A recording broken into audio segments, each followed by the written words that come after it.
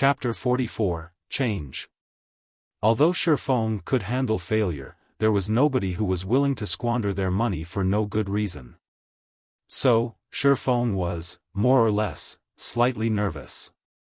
After Xiaofan selected the option to check the armor's information, 3 words appeared on the panel: Identification in progress.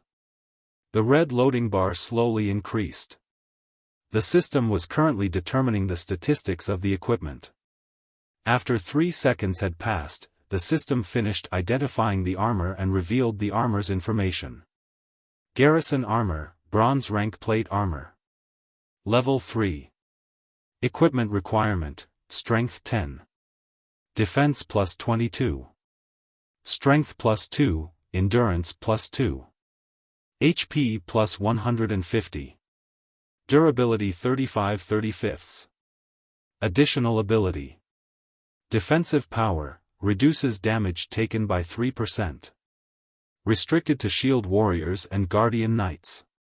System, Garrison armor has been successfully forged. Forging proficiency increased by 2 points. Obtained 800 EXP.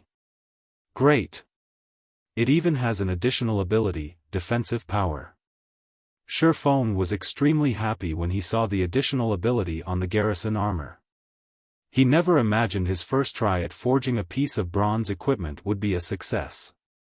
He even obtained so much EXP. It was no wonder why the master forgers in his previous life never went out to grind, but their levels were not a bit low.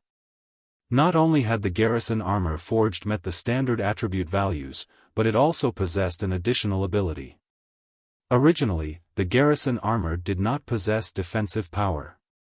However, when the forger exhibited extraordinary skill, coupled with the presence of the mysterious flame, there was a chance for an additional ability to appear on the equipment. In such occurrences, the price of the equipment would be increased to another level. Xiaofan took his time sizing up the Garrison armor, feeling the texture of the silvery gray metal and admiring its eye-catching design. The average piece of bronze equipment was absolutely no match for it. Xiaofan was very satisfied with his creation. Currently, common equipment was still the mainstream equipment for players. Even if players were to reach level 6 in the future, it would not be a surprise to find them wearing only common equipment. After all, it was too hard to obtain bronze equipment. As for the elite parties, just having 1 to 2 pieces of bronze equipment was considered being blessed. The Garrison armor could be used by both shield warriors and guardian knights. If Xiaofan were to sell the armor, the elite parties would definitely welcome it. After all, the quality of an MT's equipment could ease the difficulty of conquering a dungeon a lot. Even if Xiaofan were to set the price at 4 silver coins, these parties would still buy the armor, regardless the cost. As for the defensive power of the Garrison armor, its benefits towards a party's MT went without saying.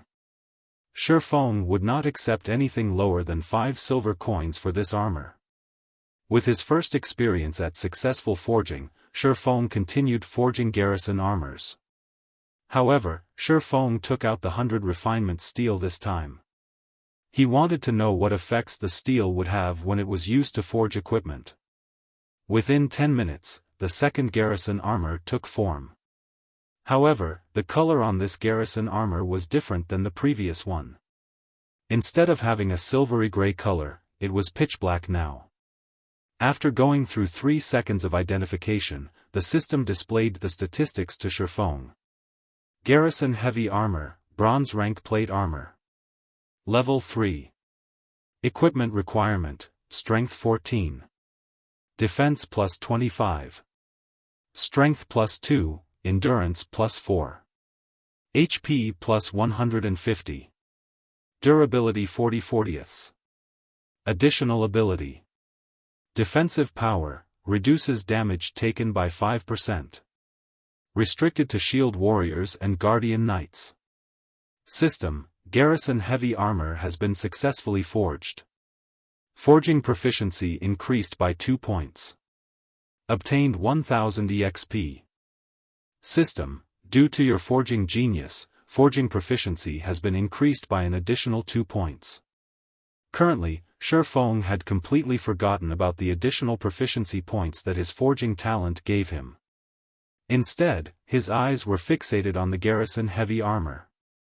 The attributes on the armor were already comparable to a piece of level 3 mysterious iron equipment.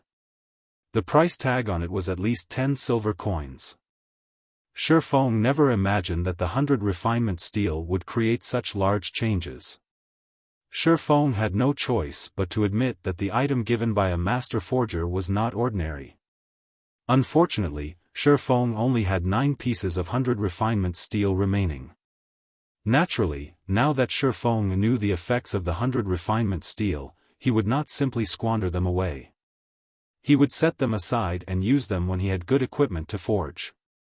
2 hours quickly passed by. Xiaofan forged Garrison armors without stopping during this time. He had obtained a total of 23 pieces of Garrison armor, but he also failed to forge 4 pieces. Xiaofan was very satisfied with the result. A single, successfully forged Garrison armor could easily remedy the loss of the 4 failures. At the same time, Xiaofan himself had also risen to level 3. His current level was not that far from the expert players. Moreover, his forging proficiency had increased to 44 points. Such an increase was at least 4 to 5 times faster than those forgers that belonged to guilds. Following which, Xiaofan left the intermediate forging room and arrived in front of the auction house. He immediately auctioned off the 11 pieces of Garrison armor that did not possess defensive power, their base prices set at 4 silver coins. As for the Garrison armors and Garrison heavy armor that possessed defensive power, Xiaofan placed them aside for now. He wanted to let these guilds and elite parties have a taste of the armor first. That way, the remaining Garrison armors could be sold at an even better price. Afterward, Xiaofan set up a stall in the trade area, casually yelling out. Following which, many players ran over to Xiaofan, selling their stones and magic essences to him. After purchasing the materials for half an hour, Xiaofan took a look at the time. It was near nightfall in God's domain. The monsters at night became much more powerful and killing them became much more difficult. This period was not suited for leveling, and Xiaofan should rest as well. Currently, he was still using the virtual gaming helmet, not the virtual gaming pod, to play God's domain. The virtual gaming pod could provide the energy and nutrients required by the player's body at any time. It could also stimulate the body's muscles, preventing the body from weakening due to playing God's domain for long periods. Xiaofang's finger tapped and clicked, calling out the system interface and choosing to log off. Currently, within the cramped rented apartment, the sunlight had long since seeped through the windows and scattered throughout the room. The temperature within the room was also starting to rise. Xiaofan took off the gaming helmet. He lifted up his body and stretched. After more than 10 hours of inactivity and lying on the bed, Xiaofang's body was numbed throughout. He needed to move around before he could return to normal. Xiaofan started doing push-ups, sit-ups, and other forms of basic training. In this extremely materialistic age, body training had already become indispensable in one's life. After tens of years of constant research, scientists have managed to obtain a huge breakthrough in strengthening the human body and prolonging its lifespan. Mankind could now retain their youth for a longer period. The breakthrough also increased the average lifespan of a person to 100 years old. At the same time, scientists had pointed out the necessity of working out the body. Henceforth, the age of exercise had arrived. In current times, sports tournaments and fighting competitions were the attention of the public eye. Just in the university alone, there were already plenty of sports societies and martial arts societies, and they were very welcomed by the students. In the current society, those who did not possess a trick up their sleeves would be looked down upon. On the other hand, those celebrity athletes and martial arts experts were absolutely revered. In the university, there was never a lack of beautiful women surrounding the distinguished athletes and students who often participated in mixed martial arts competitions. As for pretty boys, their time has long since faded from popularity. In his previous life, Xiaofan did not pay much attention to his body. As a result, he nearly caused its destruction. By the time he wanted to train his body, he was no longer young. Even if he had trained with all his might, the effects would not be great. In this life, Xiaofan would not be the same as before, naturally. He would not solely pay attention to God's domain, ignoring his body's training. After training for half an hour, Xiaofan's entire body was covered with sweat. It looked as if he had just taken a shower. Just when he was about to dine on his cooked instant noodles, his phone started ringing. Xiaofan looked at the contacting person. Unexpectedly, it was the usually silent female class monitor, Zhao Ruoshi. "Class monitor, what's up?" Xiaofan asked after answering the call. According to Xiaofan memories, aside from attending classes, Xiaofan never had any contact with the female class monitor. Within the 4 years Xiaofan had spent in the university, he had not spoken over 100 sentences with Zhao Ruoshi. "Xiaofan, hurry over to school. I failed to notify you of this because you do not live in the male dormitories, but now I'm telling you. At 11 o'clock, there will be an important matter being announced at Teaching Block 3, Classroom 401. Xiaofan looked towards the electronic clock on his table. It was already 10:30 right now. He answered, "All right, I'll go there immediately." Chapter 45, The Inferior Student of the Class. Cutting off the call, Xiaofan immediately ate his instant noodles and hurried to school. When he was on the road, Xiaofan finally recalled this incident. It was one of the reasons that caused his parents to fall gravely ill. In Xiaofan's previous life, he and Blackie joined Shadow Workshop. When Zhao Ruoshi called him to go to the school, he chose to continue playing God's domain instead of going. He joined Shadow Workshop after much trouble. If he wanted to rise in position within Shadow, he needed to have a good performance. How could he have the time to care about small matters that happened in the classroom? As a result, his university recommendation became non-existent.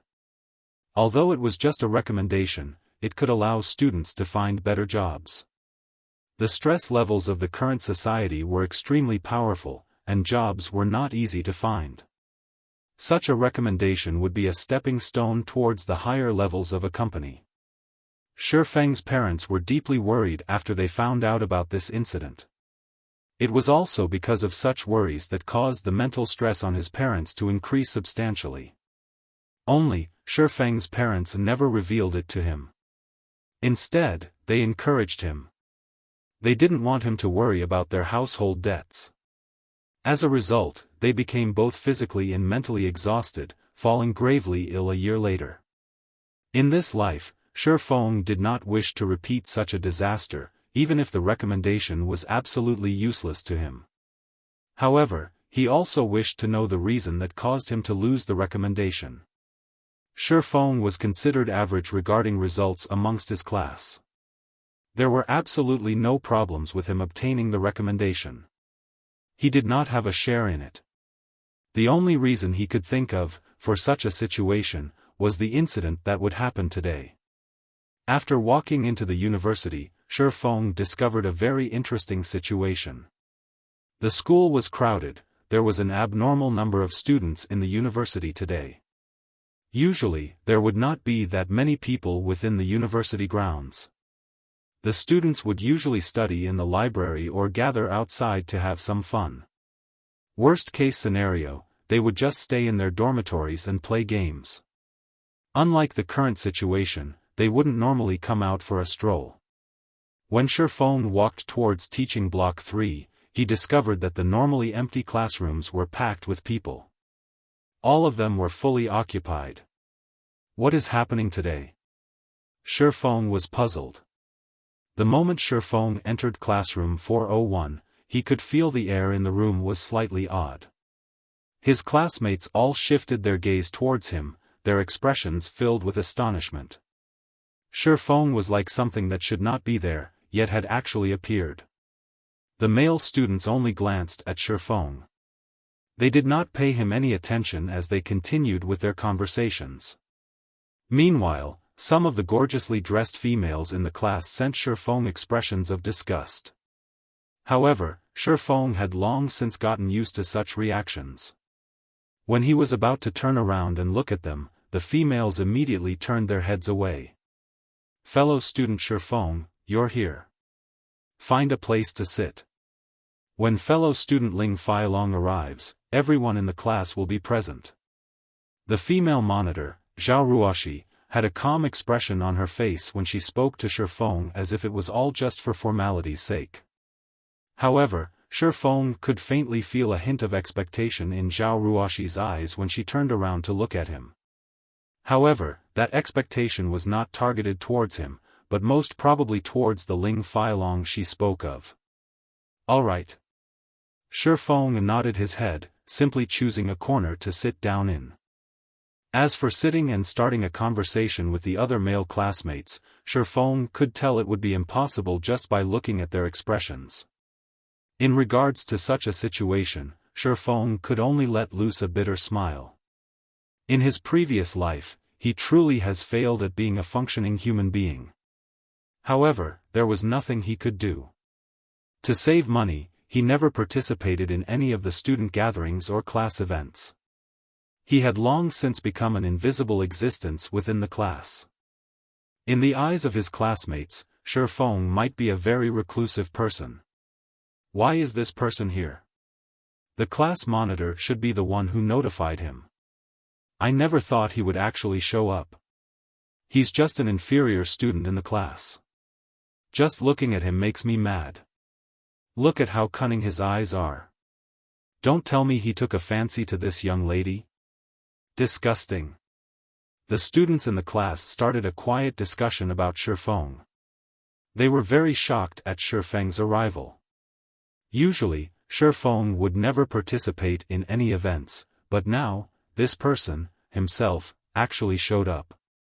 Their disgust towards Xiaofan was clear in their speech. Their tones when speaking also showed how much they looked down on him. The reason for such treatment was because Xiaofan was weak. He was also often bullied by students from other classes. Moreover, he was the inferior student who was always too poor to join the class outings. It was just an embarrassment to be in the same class as him. Although their voices were soft, Xiaofan could still hear them clearly. It was better to say they let Xiaofan hear their conversation. Learning was only secondary in everyone's eyes. The truly important thing to have was a strong body. After all, the current age was one where body training was strongly emphasized upon. However, Xiaofang's weak body clearly did not fit the current age. So, naturally, he had become an outcast within the class. However, Xiaofan simply laughed away at his situation. He was no longer a child, so why would he be angry over the actions of these children? Currently, his heart was only concerned about the matters regarding the recommendation. Not long after, a robust youth entered the classroom. The youth's height was an entire 1.9 meters. This person was Ling Feilong. According to Xiaofang's memories, Ling Feilong was a person with many tricks up his sleeve. After he graduated from university, he managed to woo the princess of a large corporation. 3 years later, he became the corporation's CEO. However, due to the virtual world's influence towards the real world growing ever larger, Ling Feilong invested in God's domain as well. At that time, he looked for Xiaofan, his classmate, wanting to collaborate in God's domain. At that time, Xiaofan was the captain of Shadow Workshop. He was also the guild leader of the guild, Shadow. Shadow was barely considered a second-rate guild during those times. However, it still had control over a large city with a population of 500,000 people. Considering they were once classmates, Xiaofan agreed to Ling Feilong's proposal. Afterward, although Shadow earned quite a lot of money from the collaboration, Ling Feilong earned even more. At the same time, Ling Feilong groomed several powerful subordinates. Then, he somehow managed to gain the favor of a first-rate guild, abandoning Shadow. Everyone watched as Ling Failong entered the classroom. The male students all stood up, displaying their respect towards him. On the other hand, the gorgeous female students from before sent meaningful gazes towards Ling Failong. Even Zhao Ruoshi had some changes to her calm expression. Feng had plenty of experience with women in his previous life, so he could tell Zhao Ruoshi was somewhat interested in Ling Failong. What kind of situation was this? Feng could not make heads of the current situation. It would be fine if it were just the other students, but Zhao Ruoshi was the class flower. She had a calm personality, an oval face, a graceful body, and even her family background were good. Normally, male students from other classes could be seen chasing after her. However, none of them ever entered her eyes. So, why did she take a fancy upon Ling Failong? Was Ling Failong fated to become a protagonist in life, a person who was loved and welcomed by all? Everyone, sit down. Like a leader, Ling Failong naturally walked up to the lectern. He gratefully said, "Thank you for coming to congratulate me. I would not be here today were it not for all of your support. Brother Failong, you are too humble. More than 5,000 people entered the school's fighting competition, yet you've managed to enter the top 10. You are the pride of our class. You now have the rights to enter Jinhai City's fighting competition without going through the preselections. This feat is not achievable by the average person. You mustn't forget about us once you've become a martial arts master in the future." "That's right, Brother Failong. We're looking forward to you becoming the champion." The students in the class gave their congratulations one after the other. Some of the female students even thought of throwing themselves at Ling Failong. However, Feng was an exception. He was truly dumbfounded. Originally, he thought a huge incident occurred, but it was just the school's fighting competition having just ended. They were only here to congratulate Ling Failong for being able to enter the city's fighting competition. If it was before, Feng might have envied Ling Failong. After all, there were just too many people who liked fighting competitions. Those who were able to participate in the city's fighting competition were much more appreciated than some big celebrity. This was due to the difficulty of entering the fighting competition. There was a strict selection system, and it was considered good to have 3 to 4 people selected out of 10,000. If these selected participants performed well, they might even get a contract to become the spokesperson for a large enterprise. With all the celebrity advertisements that would be offered, it wouldn't be difficult to amass wealth. Their futures would have boundless prospects. However, along with the rise in popularity of God's domain, people became even more addicted to fighting battles and wars in the game. After all, being able to personally experience the fight was still the best experience. The lack of danger of fighting in the game only made it even more exciting. As a result, many experts became idols of the players in God's domain. Chapter 46, Meeting an Acquaintance. As everyone was giving their congratulations to Ling Failong, the person, himself, had his eyes swept over to a corner of the room, the corner where Feng sat. His eyes held a hint of dissatisfaction when he looked at Feng. He was the pride of the class and, even more so, a future celebrity. Yet, an inferior student like Feng actually did not intend to flatter him. After a round of flattery, Ling Failong allowed the students to return to their seats. "I thank everyone for your support. Please quiet down for a moment. I am here today because I have a matter that I wish to discuss," Ling Failong said. Hearing Ling Failong's announcement, everyone listened attentively. Only Feng remained uninterested towards Ling Failong's matter. However, Feng could not help but pay attention after hearing Ling Failong speak. "It's something related to the school's recommendation." Ling Failong calmly said, "Everyone knows how I am obsessed with fighting. However, my grades at school aren't that good, so it has caused some problems with my recommendation. So, I wish for someone here to give up a spot. The school has already agreed to this, so I am here to discuss this matter with everyone else. Brother Long, this is only a trivial matter. It is only a recommendation. As the pride of the class, as long as Brother Long requests it, there will definitely be someone in the class willing to give up their spot, a bootlicking male student said. Although everyone in the class agreed to this person's words, there was nobody who willingly stood up to give away their recommendation. In the end, finding a job was just too hard. The recommendation was much more valued than a person's educational background when working inside a big company. If they were to give up their recommendation, what would they do in the future? As for the ones who had no rights to the recommendation, to begin with, naturally, it was easier to be brave standing from a safe distance. They continuously incited the others like hot-blooded madmen. Ling Feilong's expression slightly darkened when he saw nobody taking initiative. Since everyone is reacting so proactively, it won't be good if I'm the one who does the choosing. How about this, let's raise our hands and vote, Ling Feilong suggested with a smile. That's a good idea. Brother Feilong is the smartest. Then let's start voting. The hot-blooded madmen all stood up one after another, their faces holding expressions of delight at the misfortune of others. Xiaofan, who sat by the wall, was suddenly enlightened after looking at this scene. Crap. So it was these bastards who stole my recommendation. A wrathful flame ignited within Xiaofang's heart. He was truly a fool in his previous life for actually working with Ling Feilong. Not in this life, however. If Ling Feilong wished to cause trouble for him in this life, he couldn't be blamed for reacting in kind. Maybe it was a continuation of his previous life, but the voting results did not change in the slightest. The students immediately sat Xiaofan on the throne.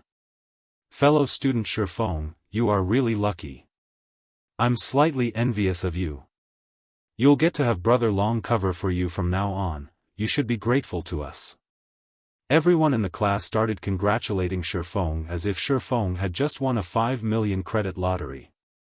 Fellow student, Xiaofan, thank you, truly. After school is over today, I invite you to come with me for a drink at the Maple Leaf Bar. Ling Feilong smiled a hypocritical smile. He did not place Xiaofan within his sights at all. There was not a hint of gratitude in his tone, only disdain. Following which, he turned to look at the other students, saying, of course, everyone else is also invited. Let us enjoy ourselves today. Hold on a moment, Xiaofan suddenly said. Suddenly, everyone in the class turned their sights toward Xiaofan. If Xiaofan did not actively speak up, they might have long since forgotten about his existence. May I know if fellow student Xiaofan has something he wishes to say? Ling Feilong looked toward Xiaofan, asking with a smile. I will not agree with this, so why are you getting all joyous all on your own? Xiaofan shot a glance at Ling Feilong, saying, if any of you wish to give him your recommendation, then just give it to him. In any case, I won't be letting go of my recommendation. If there are no other matters, I'll be leaving. Suddenly, the entire classroom became dead silent. Nobody could imagine that Xiaofan, a person constantly bullied by students of other classes, actually rebelled against Ling Feilong. His current display was very abnormal. Was Xiaofan not afraid of being taken out by Ling Feilong? Ling Feilong, as well, was shocked, not because of Xiaofang's actions, however, but at Xiaofang's foolishness. Did he actually think he could protect his recommendation just because he had refused to hand it over? This was a result voted by the entire class. It would be meaningless, even if Xiaofan refused. When the time came, the university would still give him the recommendation. Even though the result was unchangeable, Xiaofan still foolishly chose to stand against him. Should Xiaofan be called foolish? Or did he have a few screws loose? Just when Ling Feilong wanted to take action, an impatient voice sounded from outside the door. Little Long, are you still not done? Brother Zhang doesn't like to be kept waiting. A tall blonde youth came in through the door. Following behind him was an alluring girl dressed in sexy and revealing clothing. The two together caused the male students to look on in envy. Xiaofan shot a glance over, discovering that it was actually an acquaintance. The tall and blonde youth was coincidentally Flaming Tiger. His real name was Zhou Yuhu, and he was a fourth-year university student, similar to Xiaofan. This person had great talent, and he managed to obtain a good result of third place in the university's fighting tournament this time around.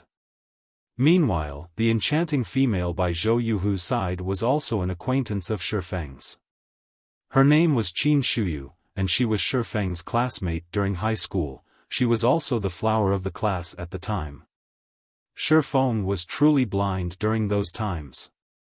Young and dumb, he was actually enchanted by Qin Shuyu, even to the point of confessing his love to her. Naturally, the result was rejection. After entering university, Qin Shuyu had become Zhou Yuhu's girlfriend. Qin Shuyu even mentioned to Zhou Yuhu the matter of Xiaofan's confession. As a result, Xiaofan was often taken care of by students from other classes. After Xiaofan joined Shadow, he was often sent to carry out senseless tasks, stunting his growth in God's domain. "Brother Hu, why have you come here?" "I'll immediately go after I'm done settling my business here." When Ling Feilong saw the person who had arrived, he respectfully went up to welcome him with a smiling face. "How much longer do you need?" "I don't have that much time to waste," Zhou Yuhu wrinkled his brows, impatiently saying. He was parted from his duties as team leader today all because of that Yifeng character, and he had only recently risen to level 2. Afterward, he was even given a scolding by Brother Zhang. These occurrences caused him to become greatly irritated deep within his heart. 2 to 3 minutes should be enough.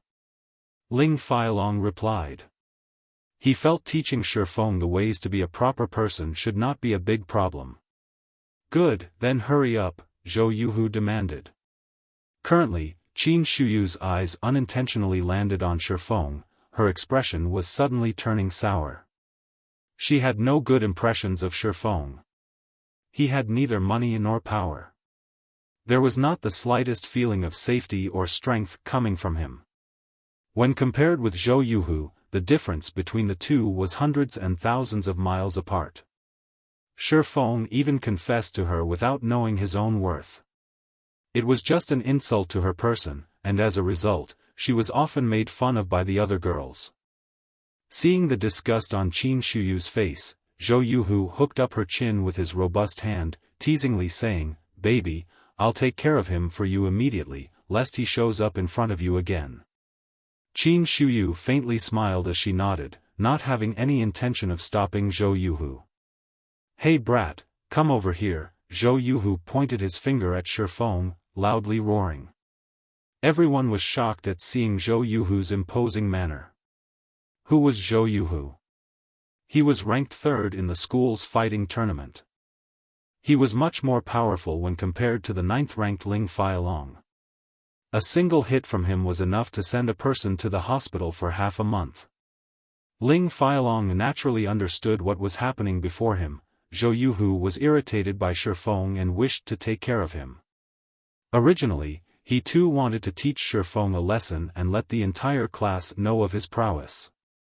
If he were to take care of Xiaofan right now, not only would he be helping himself, but he would also be able to sell a favor to Zhou Yuhu. He would be killing 2 birds with 1 stone.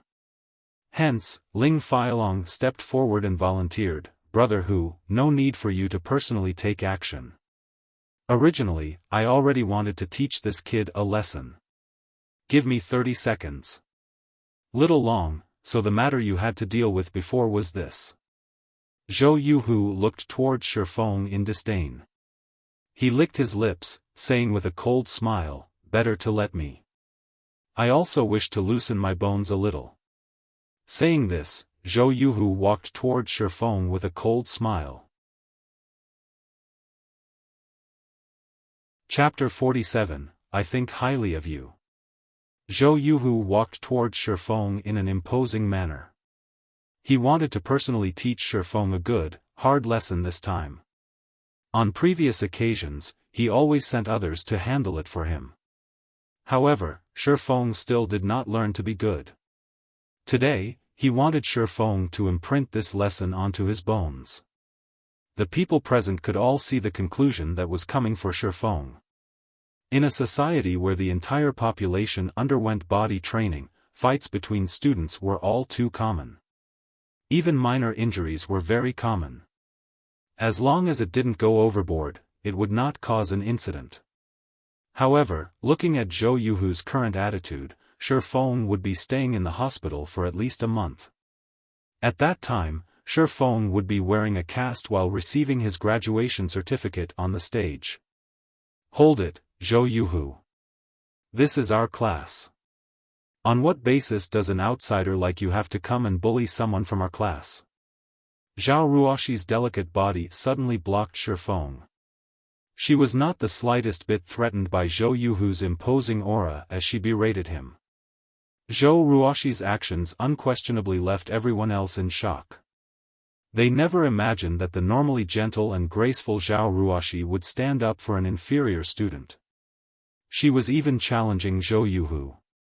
She had such a strong heart to be so brave. Ruoxi, don't stir up trouble. Brother who only wishes to give Xiaofan some pointers. This should be Xiaofang's good fortune. Xiaofan is always being bullied by others, but with brother whose pointers, he might have some growth and learn to be a proper person, Ling Feilong explained with a smile. Due to Zhao Ruoxi's above-average appearance and attractive curves, he long since treated her as his personal property. Never would he have imagined that she would stand up for Xiaofan. Suddenly, the rage towards Xiaofan burned even greater in his heart. However, it would not be good for him to reveal that rage, so he simply tugged at Zhao Ruoxi's delicate hand. He wanted to pull her away, stopping her from being a hindrance. Fellow student Ling Feilong, as the pride of the class, are you just going to watch as one of our classmates being bullied? Zhao Ruoxi shook off Ling Feilong's hand, looking at him and asking angrily. She originally thought Ling Feilong was in possession of a good personality. He also performed exceptionally in the fighting competition. So, she thought he was a good prospect. However, she didn't think that he was just a hypocrite. Ruoxi, how could you say such a thing about me? You are misunderstanding. It isn't my fault that Xiaofan does not know how to be a proper person. Now that brother who is going to teach him how to become one, it would be beneficial to him in the future, Ling Feilong said with a righteous expression as if everything occurring was for Xiaofang's own good. You. Zhao Ruoxi was greatly angered by Ling Feilong. She promptly turned towards Xiaofan, saying, hurry up and leave. I'll hold him off. This little girl is interesting and very sexy. I like it. Zhou Yuhu's eyes started sizing up Zhao Ruoxi, liking very much what he saw. His lips could not help but curl up into an evil grin as his hand stretched to caress Zhao Ruoxi's delicate face. He was no longer paying any attention to Xiaofan. However, before his salty pig hand could touch Zhao Ruoxi, it was slapped away by another. Zhou Yuhu, since you wish to trade notes with me, I can agree. However, just trading notes would not have much meaning to it. How about we spice it up a little, Xiaofan proposed with a calm smile. He took a step forwards, tugging on Zhao Ruoxi's jade-like arm and pulling her to a side. Zhao Ruoxi did not react to Xiaofang's actions at all. Until she was dragged behind him, she only then began to look at Xiaofang's average stature in stunning shock. When did Xiaofan become so manly? However, she also felt Xiaofan was very foolish. How could he trade pointers with Zhou Yuhu? Now, Zhou Yuhu would have an excuse to teach Xiaofan a lesson. Zhou Yuhu rubbed the reddened back of his hand, enraged. He glared at Xiaofan, suddenly discovering Xiaofang's current appearance was very calm and stable. It was as if Zhou Yuhu was looking at an entirely different person. Before, Xiaofan would easily be incited and get into fights with others. Now, however, not only was he not aroused, but he was also smiling happily. Was his brain damaged? Ling Feilong was deeply enraged when he saw Shifeng's stretched arm actually touching Zhao Ruoxi. He could not help but wish he could take action immediately. However, he still held it in. He was prepared to put Shifeng in his place in the future. "Kid, you actually dare to challenge me. Truly interesting. Then I'll wager 1,000 credits. If you win, the 1,000 credits will be yours to keep. If you lose, then kneel and apologize to me, and also, compensate me with 1,000 credits. How about it? Do you dare to agree?" Zhou Yuhu furiously smiled. He never thought Shifeng's brain was truly damaged, daring to even provoke him. Such a petty wager. Aren't you embarrassed from saying it out loud? Shifeng shook his head and snorted in disdain. Your guts sure have grown after not meeting for a few days. Say it then, what kind of wager do you want? Zhou Yuhu was angered into a laugh. He knew Shifeng was poor, and he could not even afford the 1,000 credits. Now though, he had actually dared to increase the bargaining chip. Was he complaining that he didn't have a quick enough death?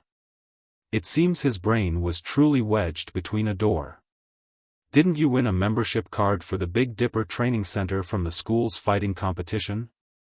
Use that as the wager. If I lose, I'll pay 10,000 credits to you a month later. If you don't have the courage to wager, then forget it. Shifeng provokingly said. In Shifeng's previous life, Zhou Yuhu showed off this membership card in front of others. Now, Shifeng could coincidentally use it to train his body.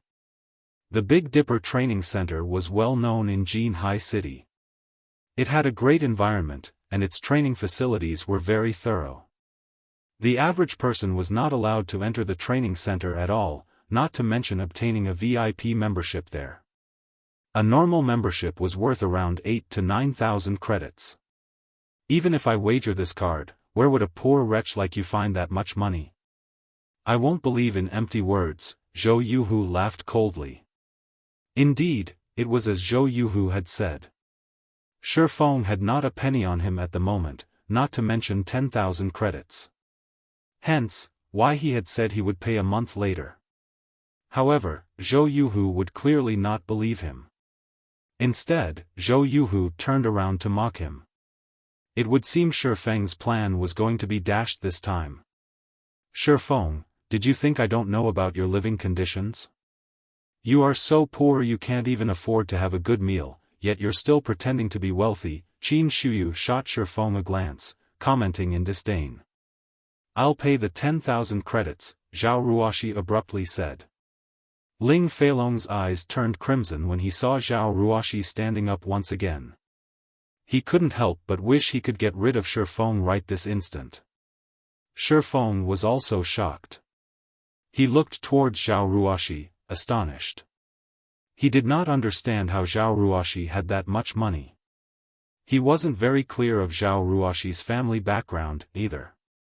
Shifeng only knew that her family was relatively well off.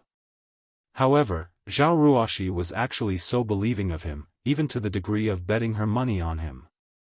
Shifeng could not understand why she had done so. To begin with, the relationship between the two of them wasn't that great. Zhao Ruoxi looked at Shifeng. She knew the reason for Shifeng's astonishment. However, to not let him misunderstand, she quietly explained, I'm only lending you the money because I can't stand Zhou Yuhu's arrogant attitude. I think highly of you, so even if you lose, lose with dignity. Thank you. I will definitely return twice the amount to you, Shifeng gratefully said. This money was very important to him. Now, Zhou Yuhu would definitely agree to the wager. After Shifeng obtained the membership card, he would be able to regularly train his body. It was better to start training earlier, rather than later. The earlier Shifeng could train his body, the larger the benefit it would have to his future. Zhao Ruoxi had helped him greatly this time. When he started earning money in God's domain, paying Zhao Ruoxi an extra 10,000 would even be considered too little. However, Zhao Ruoxi did not take Shifeng's words seriously. She only nodded with a smile. She did not think that Shifeng could return her money, not to mention double the amount. Ha ha ha. Interesting. Then let's draw out the contract at the fighting arena. Zhou Yuhu licked his lips. He was even more interested in Zhao Ruoxi now. Although his luck in God's domain was bad today, his luck in real life was truly good. Not only had he found a good-looking girl, but he could also receive 10,000 credits for teaching Shifeng a lesson. It truly was a blessing in disguise. Following which, everyone arrived at the fighting arena built by the school. Shifeng and Zhou Yuhu signed a contract under the supervision of the Central Brain. Contracts acknowledged by the Central Brain were also recognized by the law. There was also a judge at the fighting arena. The judge was normally a teacher in the university who taught students how to fight. The judge also had good skills that would be used to promptly stop the fights to avoid any heavy injuries from occurring. The other students from the class stood below the fighting ring. They laughed at Shifeng's stupidity. Instead of being an invisible existence like usual, he actually went insane now. Not only did he oppose Ling Failong, but he also angered Zhou Yuhu, who was even more terrifying. After today, Shifeng might never live a peaceful life ever again. Qin Shuyu looked above the ring, at the calm and steady Shifeng. The feeling he gave people was completely different from before. He currently radiated an indescribable sense of security. She even felt Shifeng's scrawny body had grown larger. Qin Shuyu quickly shook her head, mockingly saying, "How strong could a weakling, who doesn't even know a single fighting technique, be? He even dares challenge brother Hu now. He truly is reckless." Chapter 48, An Unequaled Fight. None of the students below the ring had refuted Qin Shuyu's words. Instead, they felt her words made sense. No matter what was said, Zhou Yuhu was ranked third in the university's fighting tournament. He was also highly praised by several teachers who taught fighting. They predicted Zhou Yuhu would be able to create a reputation for himself in the upcoming city's fighting tournament, not to mention teaching the weak and scrawny Shifeng a lesson. It was like using a butcher's knife to kill a chicken. Even though he remains unyielding right now, I guess Shifeng will kneel and beg for mercy in a moment. Does that even need to be mentioned? Why don't you look at who Zhou Yuhu is? My guess is Shifeng will be lying on the floor within 10 seconds. The male students in the class started to laugh as they discussed Shifeng's end. What is wrong with you people? Is this how you treat a classmate of yours? Zhao Ruoxi asked, looking at her classmates with a furious expression. The students all turned silent. However, their eyes revealed a hint of disdain when they looked at Zhao Ruoxi. One of the gorgeously dressed girls in the class curled her lips in disdain, softly saying, "You just have somewhat good looks. If it wasn't for Brother Long, who do you think would listen to your words?" The other girls promptly nodded their heads. They were not taking their class monitor seriously at all. Although the female students spoke in soft tones, everyone present could hear them clearly. To the side, Ling Failong felt invigorated as he enjoyed listening to their words. Zhao Ruoxi turned her head away in a rage, no longer paying attention to these people. Ling Failong walked over to her and gently said, "Ruoxi, I know that you have no choice in this matter as the class monitor. However, Shifeng is the one finding trouble here, so you can't just blame everyone. Moreover, nobody believes Shifeng can win with that small body of his. You are literally throwing your money into the ocean. In a moment, I'll talk it over with Brother Hu to not take your money and let Shifeng pay for everything. Indeed, I am helping Shifeng because I am the class monitor. However, regarding the matter with the money, I have never thought of asking for it back from him." Zhao Ruoxi glanced at Ling Failong, coldly saying, "On the other hand, you're the one who has taken the recommendation that is rightfully Shifeng's. Instead of helping Xiaofan now, you're here making cynical remarks. Aren't you afraid of people criticizing you behind your back? Also, how can this be considered trading pointers? One is ranked third in the school, while the other is a student who doesn't even know any fighting techniques. Do you not feel any shame when you speak of this? Zhao Ruoxi's every word caused Ling Feilong piercing pain.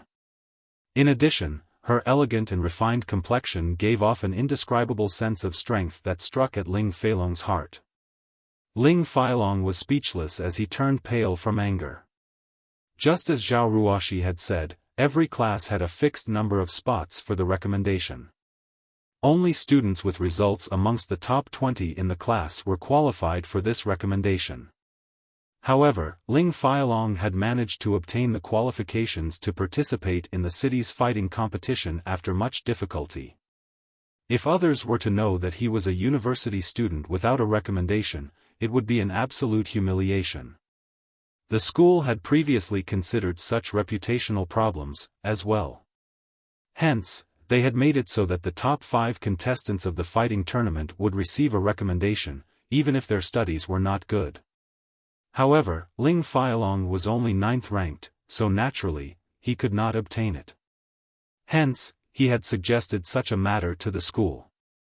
Seeing that Ling Feilong's results were in the top 30 of the class, not that far from the 20th place, the school had decided to agree to his request.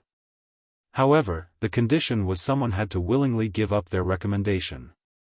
As for how he would get someone to give up their spot, that all depended on Ling Feilong himself. Xiaofan was just a weakling. Originally, Ling Feilong had intended to utilize the collective intentions of the class, in addition to his own strength, to easily oppress Xiaofan. Then, after giving Xiaofan some benefits, this matter would be considered over. However, Xiaofang's actions were completely different from what Ling Feilong had imagined they would be. Xiaofan had not taken him seriously in the slightest and had threatened him without hesitation. Now, he was even ridiculed by Zhao Ruoxi. Ling Feilong's heart was currently filled with an inextinguishable wrath. Correct, this isn't an equal fight. However, can Xiaofan blame others for being weak himself? Who was the one who agreed to this competition? Surely you can't blame me for this. Ling Feilong looked at Zhao Ruoxi with blood-red eyes. If Zhao Ruoxi did not have a beautiful appearance and attractive body, he would have long since sent a slap flying over. However, he endured it. Using force was definitely not a smart move. Moreover, Zhao Ruoxi's family background was not simple at all. If he caused an incident now, his entire life would be over. Also, when Ling Feilong thought about how he could toy with Zhao Ruoxi in the future, the rage in his heart calmed down slightly. Brat, after making me take such a loss, just you wait and see, Ling Feilong glared at Xiaofan, silently swearing. Above, in the fighting ring, Xiaofan only smiled in disdain when he felt the hostility coming from Ling Feilong. However, he had to agree to one of Ling Feilong's words. This was indeed an uneven fight. In Xiaofang's previous life, although his physique was not comparable to those first-rate fighters, he could still beat them into submission. The thing he relied on to win was the life-or-death battles in God's domain. What was a 100-battle hero? After living through 100 wars, it would be hard not to become an expert hero. It was the same with many martial artists. Their training usually involved pushing themselves to the edge, using the feeling of having their lives hanging by a thread to train and improve themselves. However, such a method was too dangerous. The average person would definitely not do such a thing. It was extremely easy to go overboard and lose their lives. After Xiaofan went through extremely realistic life-or-death battles, the increase to his battle experience and techniques rapidly grew. His skills in battle even exceeded the national fighting competition standards by several levels. In 10 years' time, any reputable melee player in God's domain could easily defeat the current fighting champion of Jinhai City, not to mention Xiaofan, who was once the captain of Shadow. In Shifeng's eyes, the university's fighting tournament was just like children playing house. Moreover, regarding physique, his current body exceeded his body 10 years later. Fighting would not be a problem, even if he had to face up to 5 or 6 Ling Feilongs. Brat, you sure are carefree to be looking around. Watch how I'll fix you up. Zhou Yuhu said, rushing at Shifeng. He immediately sent a slap towards Shifeng's face, intending to humiliate him first. Naturally, Shifeng could easily see through such an action. However, Shifeng stood unmoving even though he was facing off against someone much stronger than he was. Shifeng sent out a casual punch towards Zhou Yuhu's face, completely ignoring Zhou Yuhu's slap. Zhou Yuhu never imagined that Shifeng's fist would have such precision, aiming directly at his face. Instinctively, Zhou Yuhu had used his hands to block off this fist. Shifeng's lips curled upwards when he saw Zhou Yuhu's actions. With lightning speed, Shifeng's hand chopped towards Zhou Yuhu's neck. Zhou Yuhu failed to react in time as he received a chop to his neck. With the precision of a surgery blade, Shifeng's hand hacked at a major artery in Zhou Yuhu's neck. Suddenly, Zhou Yuhu felt his vision blurring. There was a sense of suffocating as Zhou Yuhu felt all his strength leaving his body.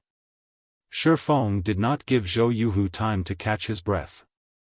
Immediately, he sent another punch flying towards the side of Zhou Yuhu's abdomen. Zhou Yuhu wanted to block the attack, but his body refused to listen to his thoughts. He could only feel a stabbing pain in his intestines as a stream of yellowish liquid shot out from his mouth. Zhou Yuhu's vision became a blur. He could not cry out, even if he wanted to. Zhou Yuhu's body instinctively wished to fall, but Shifeng did not give him such a chance. Fist after fist landed on Zhou Yuhu's abdomen, followed by a few more landing on his ribs. After receiving a series of consecutive punches, the acidic juices in Zhou Yuhu's stomach had been completely drained out of his mouth. Then, his body fell to the ground like a dead dog. The entire arena suddenly became silent. Everything had happened all too quickly. It was so quick that not one person had even reacted. Only after Zhou Yuhu was laying on the ground, did the judge of the match finally react. Immediately, he declared the end of the fight and Shifeng, the winner of it. At the same time, he hurriedly ran over to Zhou Yuhu's side to check on him. The judge truly could not imagine it. Zhou Yuhu, the third-ranking student in the university's fighting competition, was not even a match for such a weak-looking youth. By no means was Zhou Yuhu too weak. Instead, the weak-looking youth was just too strong. After watching several of Zhou Yuhu's matches, the judge knew that he was very strong. At the very least, it would not be easy for the judge to deal with him. After looking at Zhou Yuhu's injuries, the judge was dumbfounded. Shifeng's techniques were just too horrifying. Every one of his moves was perfectly measured, breaking only 2 to 3 of Zhou Yuhu's ribs but not heavily injuring him. Zhou Yuhu only needed more than a month's time for his chest to heal up. Chapter 49, A New Light. Seeing Zhou Yuhu unmoving on the ground, it was clear he had lost consciousness. The teacher then reported that Zhou Yuhu had no major injuries, and he would wake up in a moment.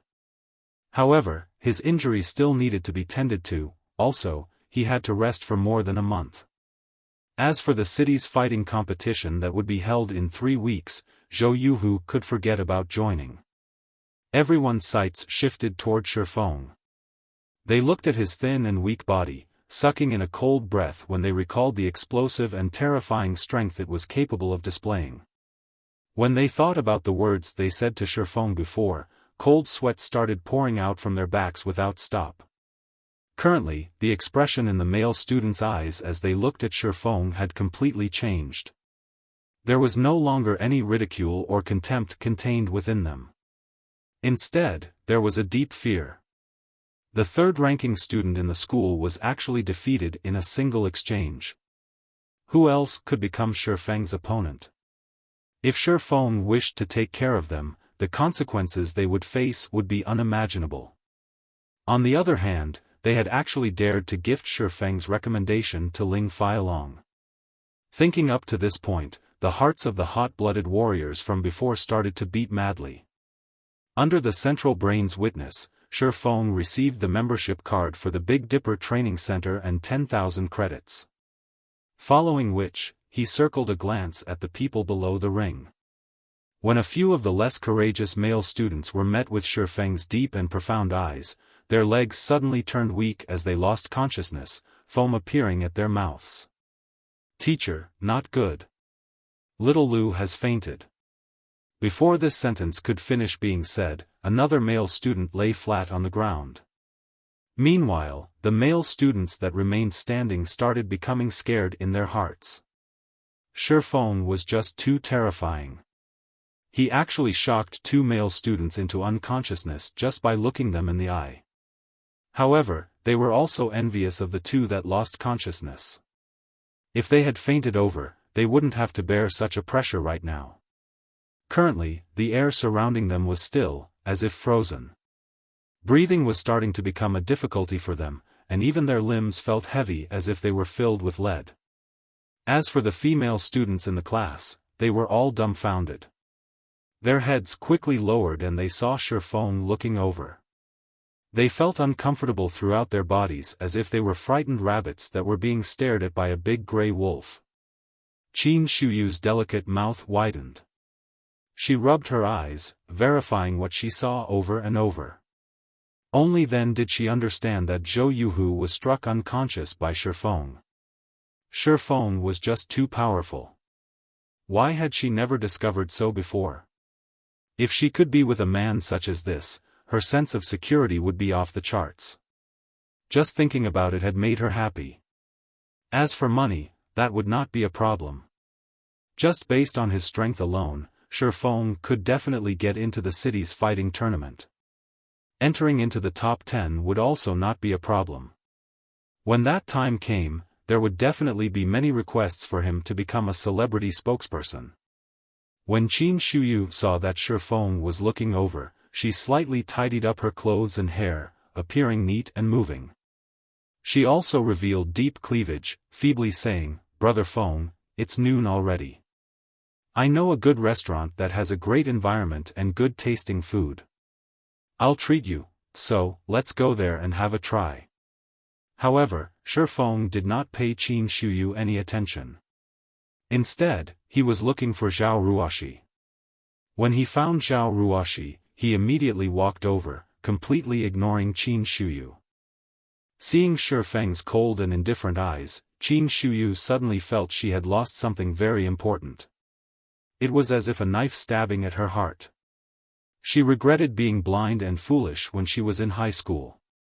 "Class monitor, here's your 10,000 credits. I'll repay the remaining 10,000 credits as fast as I can." Xiaofan handed the money over, speaking with a calm smile. However, Zhao Ruoshi would not receive it. She blinked her attractive eyes as she looked at Xiaofan as if she was looking at an exotic animal. There was both shock and joy contained within them. "Are you really Xiaofan?" Zhao Ruoshi asked in a quiet and uncertain tone. Throughout Zhao Ruoshi's 4 years in university, her impression of Xiaofan was one of an introvert. He was often bullied by others. He also appeared very prideful, never receiving help from others. He was like an injured little wolf, licking his own wounds, alone. She had never imagined Xiaofang's actions today would have such a great difference from before. She now viewed Xiaofan in a completely new light. Xiaofan had turned from being a little wolf into a slumbering dragon. He was unassuming when slumbering, but amazing when he took action. Even Zhao Yuhu, the third-ranking student in the entire university, was no match for him. If he had entered the school's fighting tournament, he might have already become the champion by now. "Of course I am Xiaofan. Class monitor, why would you ask such a question? Could it be that I am just too handsome and different from my previous appearance?" Xiaofan joked. He naturally understood Zhao Ruoshi's thoughts. He had attracted too much attention today. However, even Xiaofan himself did not wish for such a situation to occur. The developments up to this point were all unintentional. TCH, don't get cocky. You are just barely able to enter my eyes. Zhao Ruoxi immediately snatched the money from Xiaofan, her fair and delicate face revealing a calm smile. As if she had thought of something, she quietly said, "The fellowship party hosted by the university is in 10 days. There will also be the upper echelons of well-known corporations in Jinhai City attending the party. Aren't you trying to find a profitable career? This is a good chance, so you should consider attending."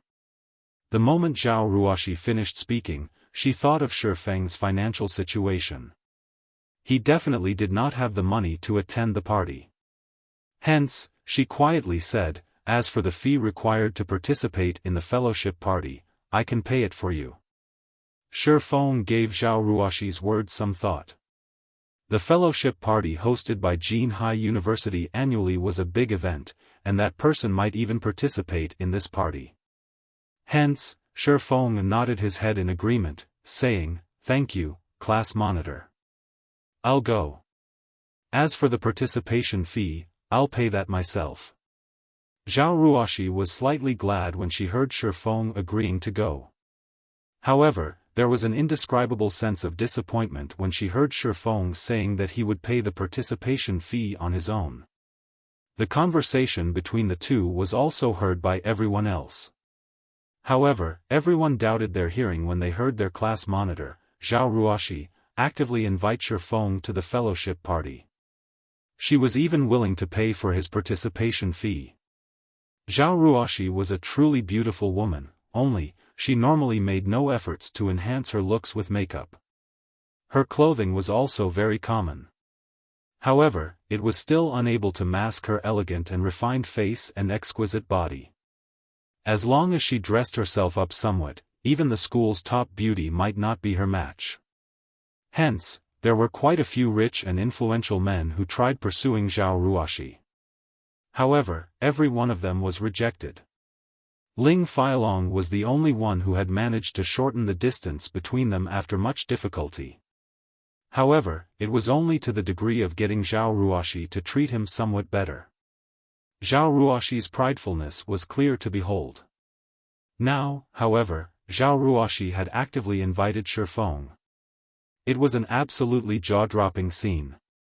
With such a beauty inviting them, who could refuse? However, Xiaofan had tactfully rejected Zhao Ruoxi's kind intentions. By the side, the wrathful flame in Ling Feilong's heart burned madly as he listened in on the two's conversation. Xiaofan, one must properly know one's own worth. There will be many great figures of Jinhai City attending the fellowship party. Just based on the clothes you are wearing, the security might even chase you away. At that time, you'll embarrass everyone in our class, Ling Feilong mockingly said. You don't have to worry about this point, fellow student Ling Feilong. Xiaofan turned to look at Ling Feilong. He pointed towards the ring, a cold glint flashing past his eyes as he coldly said, "On the contrary, didn't you say you wanted to teach me how to become a proper person before? This place is the fighting arena, so why don't we exchange some pointers? Teach me how to become a proper person." Xiaofan. You. Don't get ahead of yourself. I am only following the suggestion of the entire class, Ling Feilong stuttered as he looked at Xiaofan with hesitant eyes. He suddenly felt chills throughout his body, inadvertently retreating a step back. Having him exchange pointers with Xiaofan was just digging his own grave. For those who have never participated in a fighting competition, they would not be able to know the true meaning and horror of the exchange between Xiaofan and Zhou Yuhu. Zhou Yuhu was very powerful, and even Ling Feilong himself knew he was definitely not a match to Zhou Yuhu. However, Zhou Yuhu was still dispatched by Xiaofan within a moment. This fight could not even be considered a proper fight. It was just a one-sided play. The suggestion of the entire class? Xiaofan swept a glance towards his classmates standing to the side, coldly saying, "What were your suggestions?" Naturally, everyone would not stand on Ling Feilong's side. Even an idiot could tell how afraid Ling Feilong was of Xiaofan. Fine, I admit defeat. It was I who was blind. You tell me what's to be done. Ling Feilong looked above the ring at the unconscious Zhou Yuhu, gritting his teeth while saying. If he were to come into conflict with Xiaofan right now, he would not have any chance of resisting. He also did not believe that Xiaofan would show mercy. If he had continued offending Xiaofan, he would definitely be laying on a hospital bed for at least a month. When that time came, he would not be able to even participate in the city's fighting tournament, and such a loss was not something he was willing to bear. The 5,000 credits voucher for the Big Dipper training center awarded by the school, Xiaofan demanded. The Big Dipper had the best nutritionist in Jinhai City. With this voucher, Xiaofan could replenish the nutrients required by his body and quickly improve his physique. Ling Feilong was extremely unwilling to give away the Big Dipper voucher. This was an item that could not be bought outside, even with 10,000 credits. After receiving the voucher, Xiaofan left the fighting arena. Xiaofan started training his body immediately after returning to his rented apartment. After tiring himself out, he looked for information related to God's domain and Jinhai City on the internet. He was making ample preparations for his future development plan. It was especially true for the fellowship party this time around. He had to prepare sufficient information before the fellowship started. Otherwise, it would be too hard to carry out his plan. When noon came, Xiaofan ate his lunch and lay on the bed. He wore his virtual gaming helmet, starting his second day in God's domain. Chapter 50, The Popular Garrison Armor. Dark clouds hovered over the skies of Red Leaf Town, surrounding the full moon that hung in midair. On the streets, magic lamps brightly lit up the town. Xiaofan had just logged in. It was still nighttime in God's domain. A majority of the players were currently in the trade area, making the place very crowded. There were only a scant few experts who would hunt for monsters to level up at this time of day. During the daytime, the street of the trade area was desolate. However, that street had currently turned into a bazaar, bustling with noise and excitement. Players could be seen setting up stalls throughout the wide cobblestone street, and above their white sheets of cloth were some items required by auxiliary jobs and also a few pieces of common equipment. Buyers and sellers were bargaining with each other, and some faces Eve turned crimson over 1 or 2 coppers. System: the garrison armor you have placed on auction has been sold. After deducting the processing fees, a total of 5 silvers 31 coppers has been added to your inventory. System: the garrison armor you have placed on auction has been sold. After deducting the processing fees, a total of 5 silvers 67 coppers has been added to your inventory. System: the garrison armor you have placed on auction has been sold. After deducting the processing fees, a total of 5 silvers 98 coppers has been added to your inventory. Before Xiaofan had taken a step forward, a series of auction house notifications from the system entered his ears. Xiaofan casually selected the system notifications to appear, immediately becoming shocked. The garrison armor's value had totally exceeded Xiaofan's estimates. Originally, Xiaofan intended to have it sold for, more or less, 5 silvers. In reality, however, due to the competition in price growing fiercer, the garrison armor reached a maximum price of 6 silvers 42 coppers. The 11 garrison armors sold for a total of over 67 silver coins. The amount immediately turned Xiaofan into the owner of a gold coin. He had become a goldenaire. At the current phase of the game, the purchasing power of a single silver coin was astonishing. For a second-rate guild, their circulating funds would only amount to 60 or 70 silver coins. To properly develop their normal members during the initial periods of the game, the guilds were unable to stock up on too many copper coins. Such an action would only hamper the guild's future development. As for first-rate guilds, their circulating funds might only be around 1 gold coin. However, these funds would seem insignificant when it was used on tens or hundreds of people. Now, Xiaofan was a true tycoon. After a day of battle, a majority of the players were currently returning to town with their spoils of war. These players carried a lot of materials on their persons, and naturally, Xiaofan would not let this chance get away. Xiaofan casually chose a location with few people, setting his white cloth on the ground and starting up his stall to purchase materials. The highest leveled player right now should be at level 4, whereas the average player was still at level 2 and expert players at level 3. Hence, the materials they sold varied greatly. There were high-ranking goods, and there were also common goods. The current prices for high-ranking materials were very expensive, so Xiaofan would naturally not buy them. Xiaofan relied solely on himself to make the garrison armor, so the money he could earn was limited. However, Xiaofan was just selling these pieces of equipment to accumulate some funds. Only when he had the funds could he earn more money. Buying magic essence, 6 coppers a stack, stones, 10 coppers a stack. Also buying hard stones, 23 coppers a stack, Xiaofan shouted. After hearing Xiaofang's words, the players on the street crowded around him, one after another. "Boss, I have 10 stacks of stones." "How many stacks do you want?" "I have 6 stacks of magic essence, do you want all of them?" "I have a stack of hard stones." After grinding in the wild for an entire day, magic essences and stones had become materials that polluted the street. Normally, players would sell these materials to NPCs or save them up for practicing their own auxiliary jobs. However, materials such as hard stones were very rare.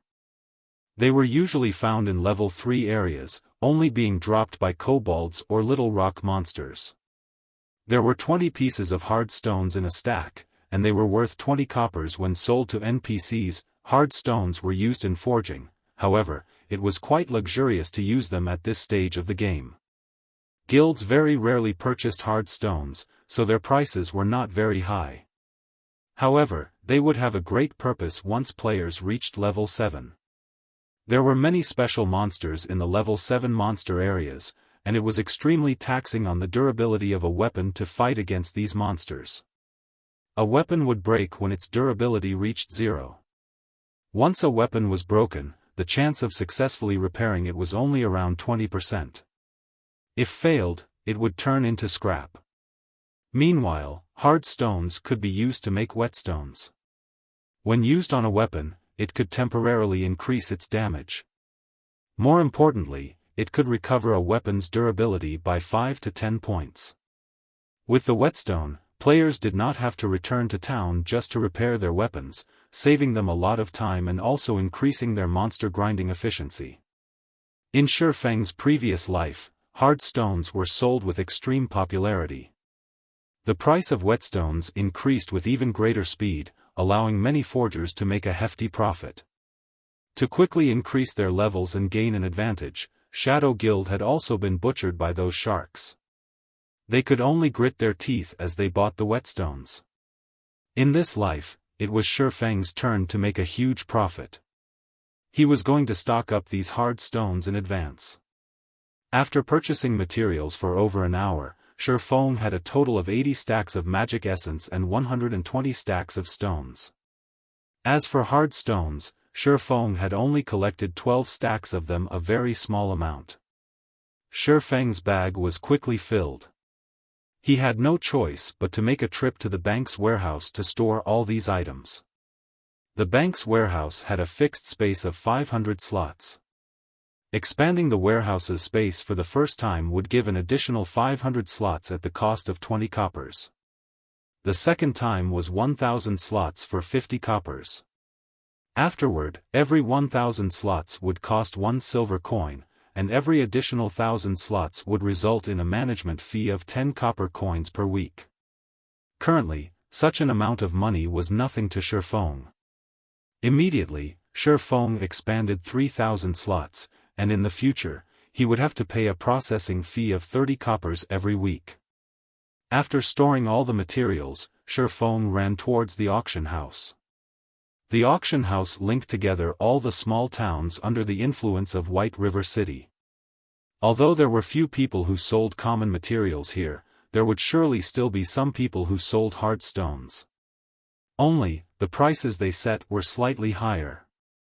However, players would have no choice but to buy whetstones for their weapons when they reached level 7. So, Xiaofan wasn't concerned about the loss of money. After arriving at the auction house, Xiaofan discovered a very peculiar situation. There were quite a lot of logistics members of guilds present at the auction house.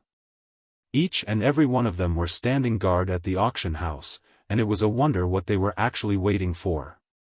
Xiaofan randomly chose a place to sit down, calling out the operating panel of the auction house. Just when Xiaofan was searching for hard stones, he heard a few logistics members of guilds complaining to each other. How long more do we have to wait? Why is that Garrison armor still not showing up? Let me buy it so I can report back. You've only waited for 3 hours. I've already been waiting here for more than 10 hours. You haven't seen the intensity of the competition for the Garrison armor. I've heard, because of this Garrison armor, there were quite a few guilds who were able to kill many wild special elites, reaping astonishing gains. There was even a guild that managed to obtain quite a few pieces of equipment and skill books, thanks to the Garrison armor. So, everyone is here to fight over it. Unfortunately, the remaining few pieces of Garrison armor have all been bought. Exactly. Our guild is currently regretting it dearly. If we had known how greatly we would fall behind to those guilds, we would have bought the Garrison armor, even if we had to pay 7 silver coins for one. Now, the higher-ups have already given the order. As long as the Garrison armor appears, we definitely must buy it. During the discussion held by the logistic members, Xiaofan was also surprised by the speed of the Garrison armor achieving his desired effect. Hence, Xiaofan took out the remaining 7 Garrison armor that possessed defensive power. He stealthily placed them on auction, setting the base price for each piece at 8 silver coins, 2 silver coins higher than his original estimation. However, these guilds should be able to accept such a price. As for the best Garrison heavy armor, Xiaofan would only sell it after a period of time has passed. He would first let these guilds slowly digest the current Garrison armor. After placing the equipment on auction, Xiaofan started searching for hard stones. Xiaofan wondered if there were many players who had auctioned them off.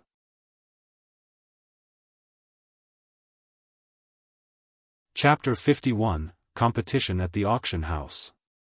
Xiaofan called out the search panel, immediately entering the words, hard stone. Suddenly, rows of information appeared on the semi-transparent screen. In a single glance, Xiaofan could see over 100 stacks of hard stones being sold. There were many players selling them. When Xiaofan saw a stack of hard stones selling for 1 gold coin, he felt such a player must have been driven insane by poverty. Immediately, Xiaofan filtered the display to show prices from lowest to highest. After adjusting the display, the cheapest stack of hard stones still cost 26 coppers. After deducting the processing fees of the auction house, players could still receive 25 coppers. As expected, the prices were a lot higher than normal. However, Xiaofan still had to buy them. He could afford them as long as the price was below 30 coppers. Suddenly, the number of hard stones available on the auction house had been reduced by a large half. The remaining ones were all selling for 30 coppers and above, and there was no spendthrift who would buy them. After looking at hard stones, Xiaofan casually took at the miscellaneous section. Xiaofang's eyes abruptly shone. There were actually card sets. Moreover, there was a large number of them. There was some chance for monsters to drop these card sets, however, the drop rate for it was extremely low. There was not even a 10,000 to 1 chance for one to drop. Monsters below level 10 were able to drop 12 card sets, and they were divided into 2 ranks, Bronze rank and Mysterious Iron rank. Warriors had Steel, Crusaders, and Insanity. Weapons specialists had Chaos, Vengeance, and Hurricane. Healers had Divine, Nature, and Noble. Mages had Element, Fool, and Demon. These 12 card sets each represented the 12 different jobs. Every set had 9 cards in them, and each card had a number behind them.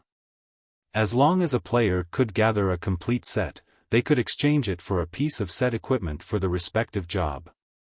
Back in those days, a majority of the players did not know what these card sets were for. Moreover, there was no introduction for these card sets. Players, at that time, simply kept these card sets in their bags or sold them at the auction house.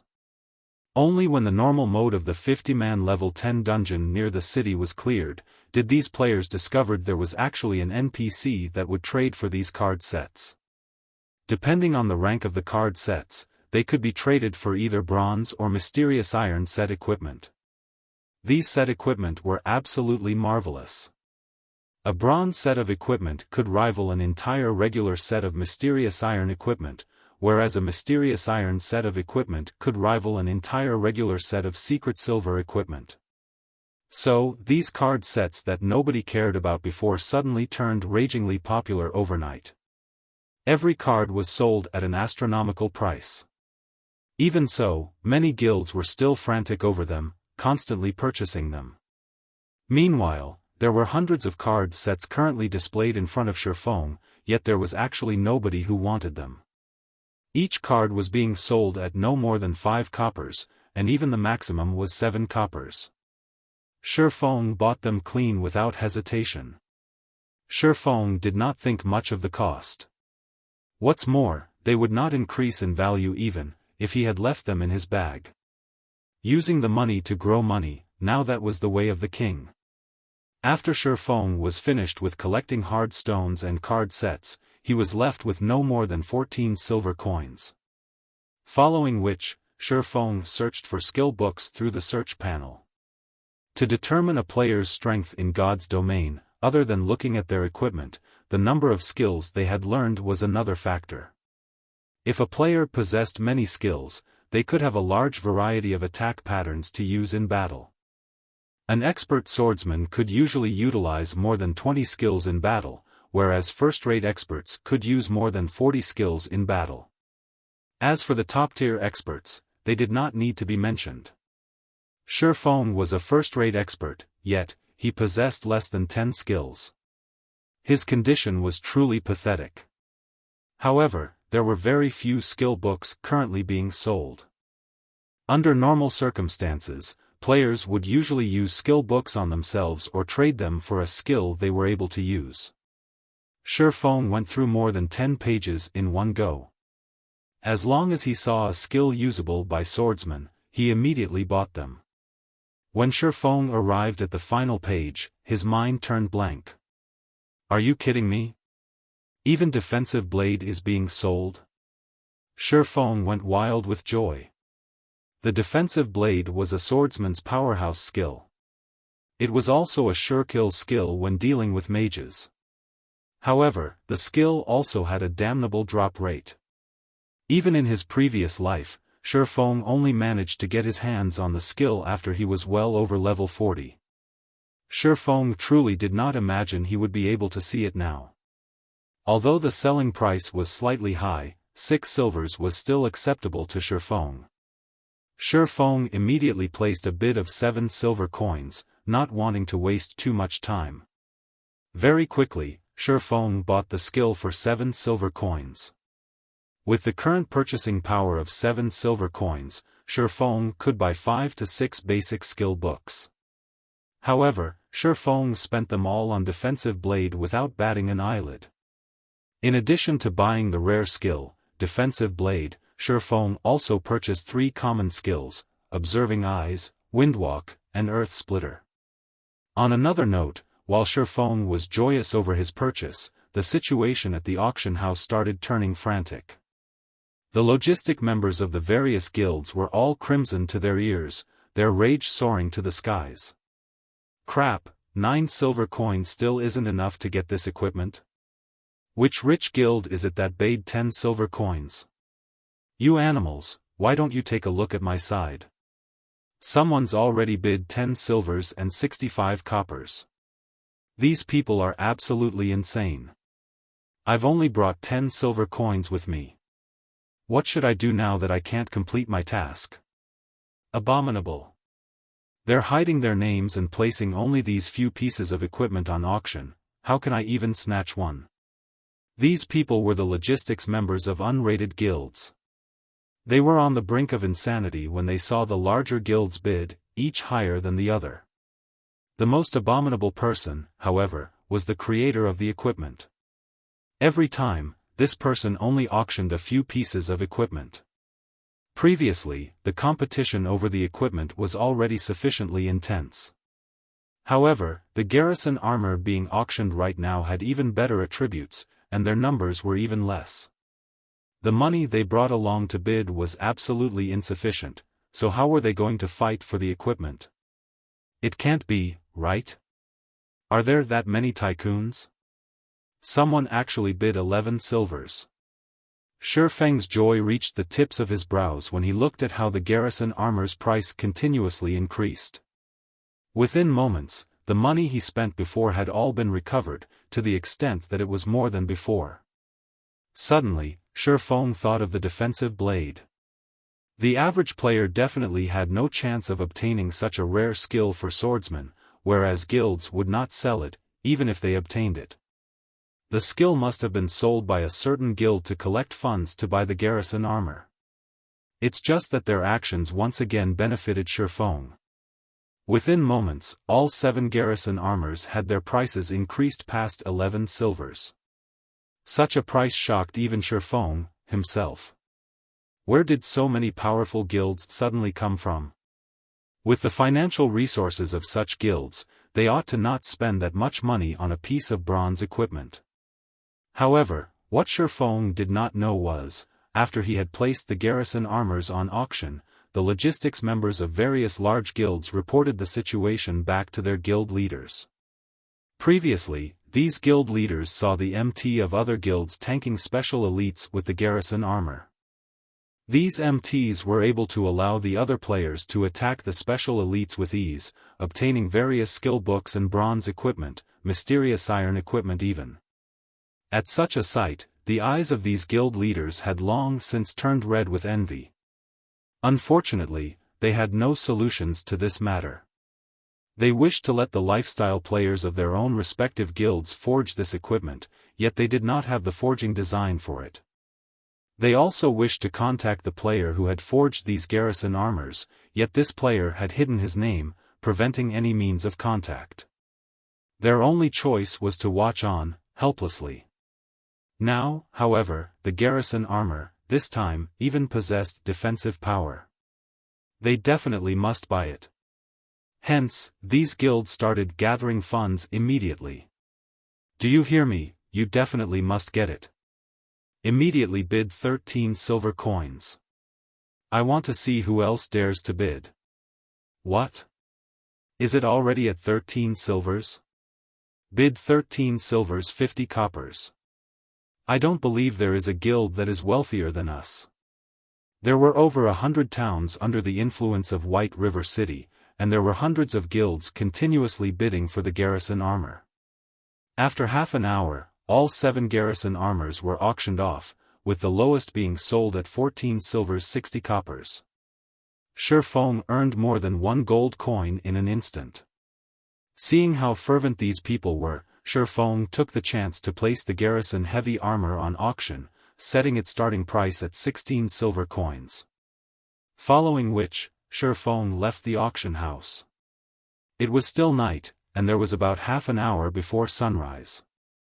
It was very unwise to go out and level right now, so Shifeng went to the library in Red Leaf Town first. He wanted to have a better understanding of the diary, which contained elvish words, he obtained from the hell mode of the Deathly Forest. He might even obtain a new find.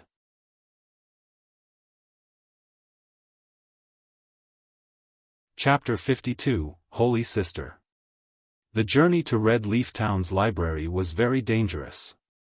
If a normal player went there there was a 30% chance for that person to die once. As for the remaining 70%, he would die many times. Hence, before heading to the library, Xiaofan stored all the hard stones and the Philosopher's Stone into the bank. The Philosopher's Stone would drop after death. If Xiaofan had unexpectedly died on the way to the library, then it would be a major loss. Following which, Xiaofan took out the 4 skill books he bought previously and chose to learn them. Observing eyes. Able to see clearly unknown and concealed targets. There is a fixed chance to detect target's weak point. Cooldown, 40 seconds. Windwalk. The user is wrapped in wind, movement speed increased by 30%. There is a 50% chance to avoid damage from ranged attacks. Duration of 10 seconds. Cooldown, 2 minutes. Earth Splitter. Requires, sword. Causes 30 base damage to target after use, and based on the period of charging power between 0.2 seconds to 3 seconds, a maximum of 300% weapon damage can be increased. Attack range of 8 yards. Cooldown, 1 minute. Defensive Blade. Requires, sword. Normal attacks range increased by 10 yards after use. Able to block up to a maximum of 6 ranged attacks or 3 melee attacks. Duration of 25 seconds. Cooldown, 3 minutes. With these new skills, Xiaofang's survivability and attack potential greatly increased, thus, the danger of him going to the library was no longer great. Red Leaf Town's library was distanced far from the trade area. It was located in Red Leaf Town's slums. The slums were the second most popular location after the trade area. There were all sorts of people there, and it was a place where crooks mixed with the honest folk. It was also the favorite visiting location of some players, and this was due to the slum's alternative name. Paradise of the Fallen. The moment Xiaofan entered the domain of this paradise, from the corners of the street, he discovered eyes filled with greed directed at him. These were the rats hidden in the darkness, the ones unaccepted by the light, and the wanderers of hell's boundaries. There was bound to be a portion of players in God's domain that was different from ordinary person. They were neither interested in conquering dungeons, nor were they interested in the excitement that came from adventuring and risking one's self. The only thing these players were interested in was banditry. They would kill other players and plunder their equipment, then, they would sell it to others for a high price, making a bountiful amount of money. During daytime, these players would hunt for and plunder the players with good equipment. At night, they would return to the slums to dispose of their stolen goods, then party with the money they just earned. They would brag about their harvest to display their own strength, using the chance to elevate their position in the slums. Ordinary players would never set foot in this place. If they did not possess sufficient strength, the only result would be a return via death. The reason being this location was not protected by the guards. Xiaofan simply glanced at the players hidden at the corners of the street. He discovered the indicators for all of these players were colored red. It was clear to see that they had done many kill and plunder deeds. Within God's domain, red players were not allowed to enter guarded areas. The equipment drop rate upon death for these players were also increased, and the penalty for death may be increased up to a maximum of 300%.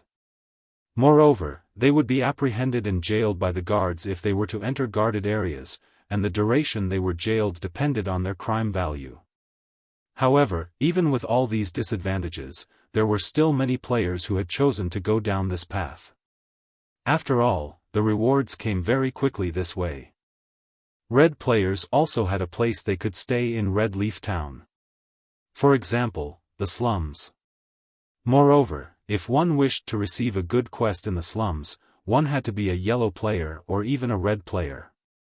Regarding these players who lived on the edge of a knife, Xiaofan paid no attention to them. He immediately headed towards the main road of the slums. On both sides of the street, there were quite a few flirty ladies dressed in revealing clothes. When they noticed the clothing Xiaofan was dressed in, they started flinging coquettish glances at his direction. They wanted to spend a pleasant night with Xiaofan, earning some coin along the way. "Little brother, are you here for some fun? Come over here to Big Sister. Big Sister guarantees that you will have a pleasant night." An alluring lady dressed in vibrant red leather clothing blocked Xiaofang's way. Xiaofan immediately used observing eyes. Charlene, Elite Rank. Level 8. HP 1200/1200. Hahaha, Charlene, you're trying to sneak a bite again. How can you not invite us to such a happy occasion? A group of robust and fiendish men walked over, each of them carrying a cold grin on their faces. Is this a robbery? Xiaofan took a look at his surroundings, calmly asking. He discovered himself already surrounded by NPCs.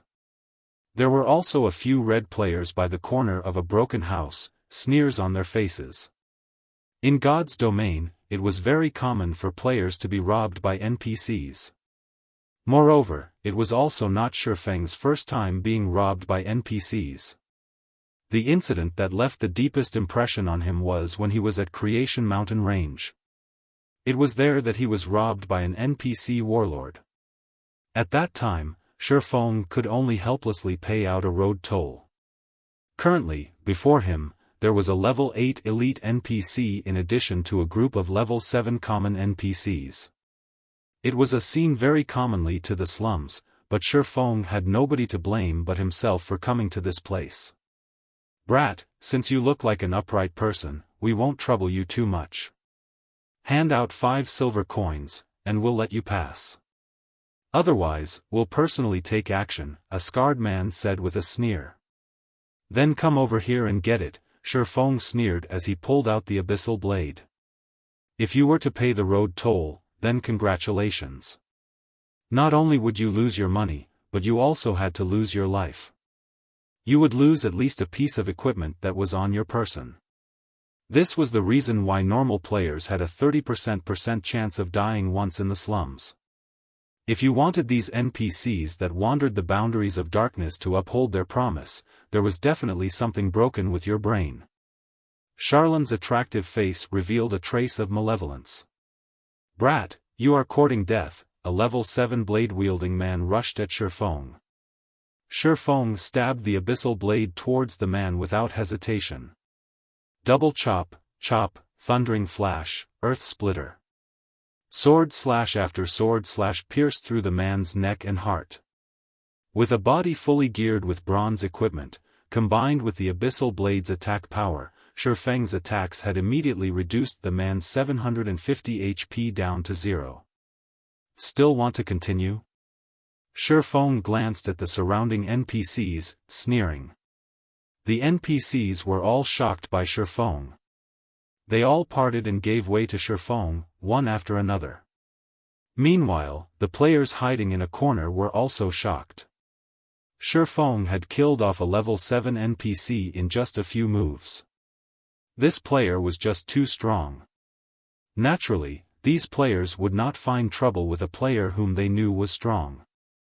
In the slums, strength was everything. Stealthily, these players left the scene of the incident. Only Charlene stayed behind with an interested expression. Little brother, you are really powerful. You've made Big Sister truly admire you. I wonder where you are headed? Big Sister can guide you there and save you a lot of trouble, whereas you only have to pay a very small price. Charlene walked toward Xiaofan, offering with a calm smile. No need to trouble yourself. I'm familiar with the way to the library. Xiaofan did not wish to get entangled with these NPCs. He only wished to search for clues regarding the Elven Diary. Charlene smiled with even more joy when she heard Xiaofan decline. I am the librarian, Charlene. You can ask me matters regarding the library. There is no one more familiar with it than myself. Charlene puffed out her prided twin peaks, smiling sweetly. Isn't Red Leaf Town's librarian a holy sister? Xiaofan did not believe her. Oh? Are you talking about this? Charlene took out a set of nun's clothing and changed into it within an instant. Suddenly, her wild demeanor completely vanished. She was like an angel that had descended to the world, incomparably divine. Her presence made others desire repentance before her. At the same time, the information that Charlene displayed had changed. Holy Sister Charlene, Divine Official. Level 20. HP 10,000/10,000. Xiaofan was also shocked. What kind of situation was this?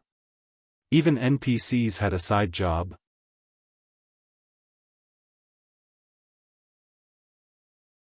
Chapter 53, Darkness Descends. Xiaofan was still slightly unable to accept Charlene's makeover. However, Xiaofan could be considered lucky for being able to meet the rumored librarian. According to the information he knew, the librarian of Red Leaf Town was full of mystery, her whereabouts unknown. Xiaofan never imagined the librarian to be the female NPC who participated in a robbery against him. If Xiaofan had truly started a fight with Charlene just now, the consequences would be unimaginable. What did playing the pig to eat the tiger mean? Charlene was definitely a veteran in this field. Divine Official was the Tier 3 job advancement for an oracle. In the case of swordsman, it was called Sword King, whereas between these two was the Sword Master. Even if a Divine Official was only level 20, she could still easily dispatch a level 50 lord. Perhaps, Charlene was the most powerful NPC in all of Red Leaf Town. Hee, do you believe me now? Charlene giggled at Xiaofan. Her entire body radiated a golden glow as if she were the reincarnation of Mother Mary. Since you have some business with me, let's talk about it at the library. System: player has activated the epic quest, Darkness Descends. Contents unknown. Xiaofan stumbled suddenly when he heard the system notification, nearly falling. What was the reason for him to actually trigger this epic quest? Darkness Descends was the famous epic quest of God's domain. From the information he collected from the internet and Shadow, the difficulty for completing this epic quest was truly unimaginable. Of course, the rewards were also unimaginably bountiful. In Xiaofang's previous life, the person who completed this epic quest was the Spirit Emperor, Fantasy Extinguisher. He was a legendary character amongst summoners. He was globally ranked within the top 20 summoners and top 500 in the entire game during the peak of God's domain. Although he was only ranked within the top 500 within God's domain, it should not be looked down upon. The entire world had a total population of 100 billion. Although there were only 100 million players in God's domain currently, this number would increase past 10 billion in a year. In 3 years, the number of players playing God's domain would go past 30 billion. Being able to rank within the top 500, Fantasy Extinguisher was definitely an amazing expert. However, the thing that made Xiaofan feel odd was why this epic quest was found here. Fantasy Extinguisher's starting location was not in Starmoon Kingdom. Instead, it was in Black Dragon Empire, which was far from Starmoon Kingdom. Black Dragon Empire was far more powerful than Starmoon Kingdom. Its landmass was 3 times that of Starmoon Kingdom's. The competition between players and guilds there was much fiercer. Could it be a reward for getting the first clear on the hell mode of a dungeon? Xiaofan silently guessed as he followed Charlene. He felt it was a great possibility. Otherwise, why would an epic quest that should be found in Black Dragon Empire be found here in Starmoon Kingdom? At this moment, Xiaofang's system communication rang. Xiaofan took a look at the caller, learning it was Gentle Snow contacting him. Miss Snow, do you have business with me? Seeing that you're logged on, I have something to tell you, Gentle Snow spoke in a very indifferent tone. She was like mysterious ice, unchanging even after 10,000 years and had no interest towards anything at all. I'm in need of money to purchase something, so I might need more time to return the 15 silvers that I owe you. At the latest, I will return it to you by the end of today. Alright. If you are really in a bind, tomorrow is fine as well, Xiaofan calmly replied. He no longer paid any heed to the 15 silver coins Gentle Snow owed him. Currently, he had more than 1 gold coin on his person, and he was troubled over how to spend it. Gentle Snow was slightly surprised by Xiaofang's indifference even toward that much money. However, since Xiaofan had already said so, naturally, she would not be courteous to him. She softly thanked him, saying, "Thank you. However, aren't you afraid I won't return it, causing you to lose everything? You are the snow goddess. Why would you even try to cheat an average player of such a small amount of money?" Xiaofan said with a grin. "Average? You dare call yourself average?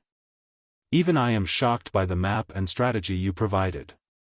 We only spent an hour to clear the normal mode of the Deathly Forest, then went on to clear hard mode as well. Unfortunately, hell mode is just too hard. We could not clear it, no matter what." Gentle Snow faintly smiled, saying, "I am very curious as to how you all managed to clear hell mode. If you said it was due to your party members' help, would not believe you." To conquer the hell mode of the Deathly Forest, she especially rushed over elite members of Ouroboros from other towns. However, they couldn't get past the first chieftain rank boss, Willy, no matter what they did. Willy's damage was especially terrifying. Even a shield warrior fully equipped with bronze equipment could not tank it. Gentle Snow truly could not understand how Xiaofang's party had cleared hell mode. "Just lucky," Xiaofan honestly said. "Since you don't want to say it, I still have to fight over a piece of equipment, so, I won't speak with you any longer. Don't forget our dungeon appointment." Gentle Snow did not continue pursuing Xiaofan about how he was able to clear hell mode. Just hard mode alone gave them a great harvest. Fight over equipment? Is it the Garrison heavy armor? Xiaofan casually asked. How did you know? Are you also fighting for this equipment? Gentle Snow nodded her head while saying. The attributes for this Garrison heavy armor was too great. If they had this piece of equipment, there would not be much trouble when they entered the level 3 Wolfman dungeon. Xiaofan knew he had said too much, but he remained calm as he replied, "Yes, but I didn't think there would be that many people competing for it. I've already given up on it by now." Indeed. The price has already reached 23 silver coins, and only a guild with strong funding will be able to buy it. I won't speak with you any longer. I still need to sell some items. Gentle Snow disconnected the call after finishing her piece. Meanwhile, Zhao Yueru, who sat beside Gentle Snow, pouted her delicate lips. She kicked up a fuss, complaining, "Snow, why must you let that bastard join our team, no matter what? That bastard was just lucky, and his skills are just average. He coincidentally encountered a small dungeon like the Deathly Forest that did not change much since the game's official release, and he very luckily cleared the hell mode of the dungeon. It would be pointless bringing him into the 20-man team dungeon. Also, the skill levels of his party members are just too miserable to even look at. They would definitely become a burden to our progress." The elite members of Ouroboros standing behind Gentle Snow also agreed with Zhao Yueru's words. They were the elites of Ouroboros. How could a group of average players compare to them? I feel that Big Brother Yifeng is not that simple. He was definitely humble when he said he cleared the dungeon due to luck. His skills are amazing, so it wouldn't be disadvantageous inviting him to join us. Zhao Yuer softly offered her personal opinion. "Little girl, what do you know about liars? You just don't know how bad that bastard is. Also, he spent that much time just reaching level 1. His skills are only a so-so. This lady can insta-kill him with a single flame explosion." Zhao Yueru gave Zhao Yuer a stare, speaking confidently. "Alright, stop arguing. I, too, feel Yifeng is not that simple. Otherwise, how could he clear the hell mode of the Deathly Forest with a group of novices? When we enter the team dungeon, we will see where his standards lay. If he is not bad, I might consider recruiting him into the god-slaying army." Now, however, let's first bid on this Garrison heavy armor. Gentle Snow let out a soft cough. Everyone abruptly became silent, astonished. They never imagined that Gentle Snow would have such considerations. She was actually planning to let Yifeng join the God-slaying army. The members of the God-slaying army were the elites amongst the elites of Ouroboros. Each member had great skill, and they were experts who were selected out of tens of thousands of players. All of the guild's resources were prioritized on the God-slaying army. Aside from the guild leader and sub-leader, members of the God-slaying army had the most authority within the guild. Many experts in the virtual world struggled tirelessly to join the God-slaying army. However, a large majority of these people were all rejected. On the other hand, Yifeng, who suddenly appeared before them, actually possessed a very great chance of entering the God-slaying army, and such a sight had caused great envy within them.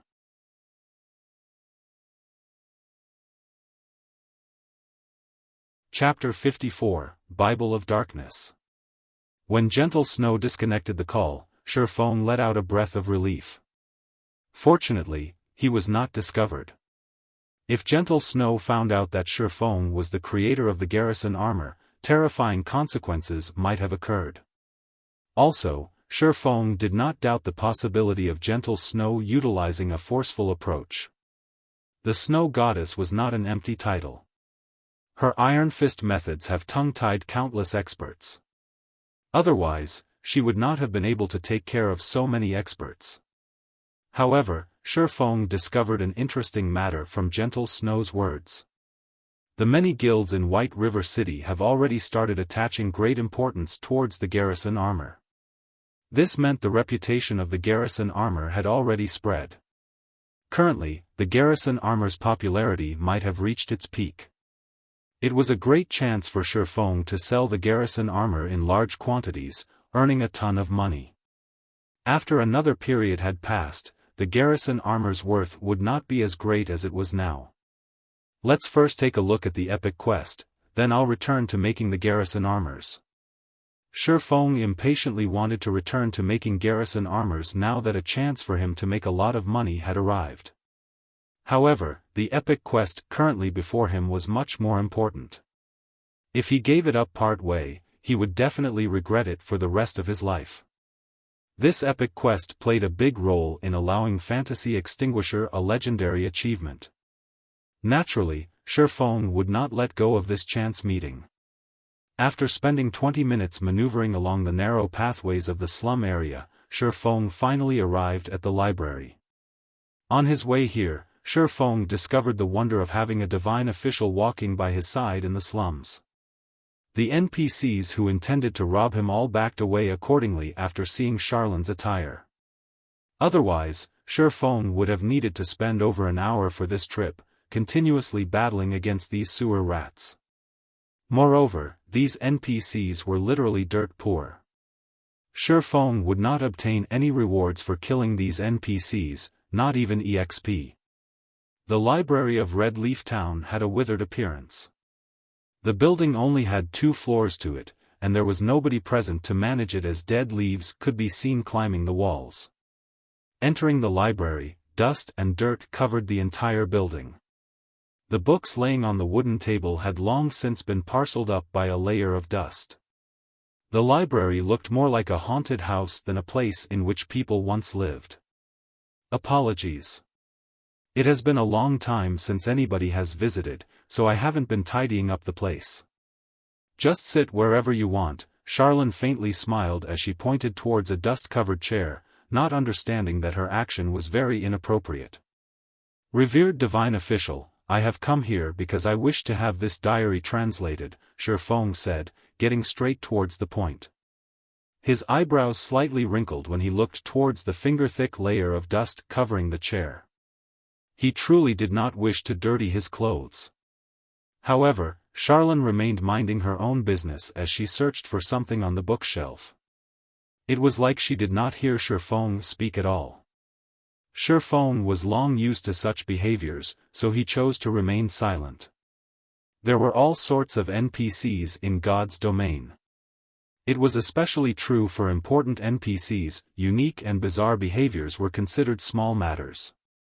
There were well-known NPCs that were much more damnable. These NPCs caused many first-rate guilds to curse their mothers. After waiting for 10 whole minutes, Charlene finally came out from the pile of bookshelves. In her hands, she held a thick and tattered old book. "I know why you are here. The moment you've set foot in the slums, I could sense the evil energy coming from your body," Charlene said gravely. She placed the tattered book on the table, causing all the dust in the building to abruptly soar. "Let me have a look at the item." Xiaofan naturally knew the diary triggered such a scenario. He took out the tattered diary from his bag, carefully passing it to Charlene. Charlene was not in a hurry to receive the diary. Instead, she chanted out a phrase of divine words. Suddenly, streaks of golden divine words wrapped around the diary.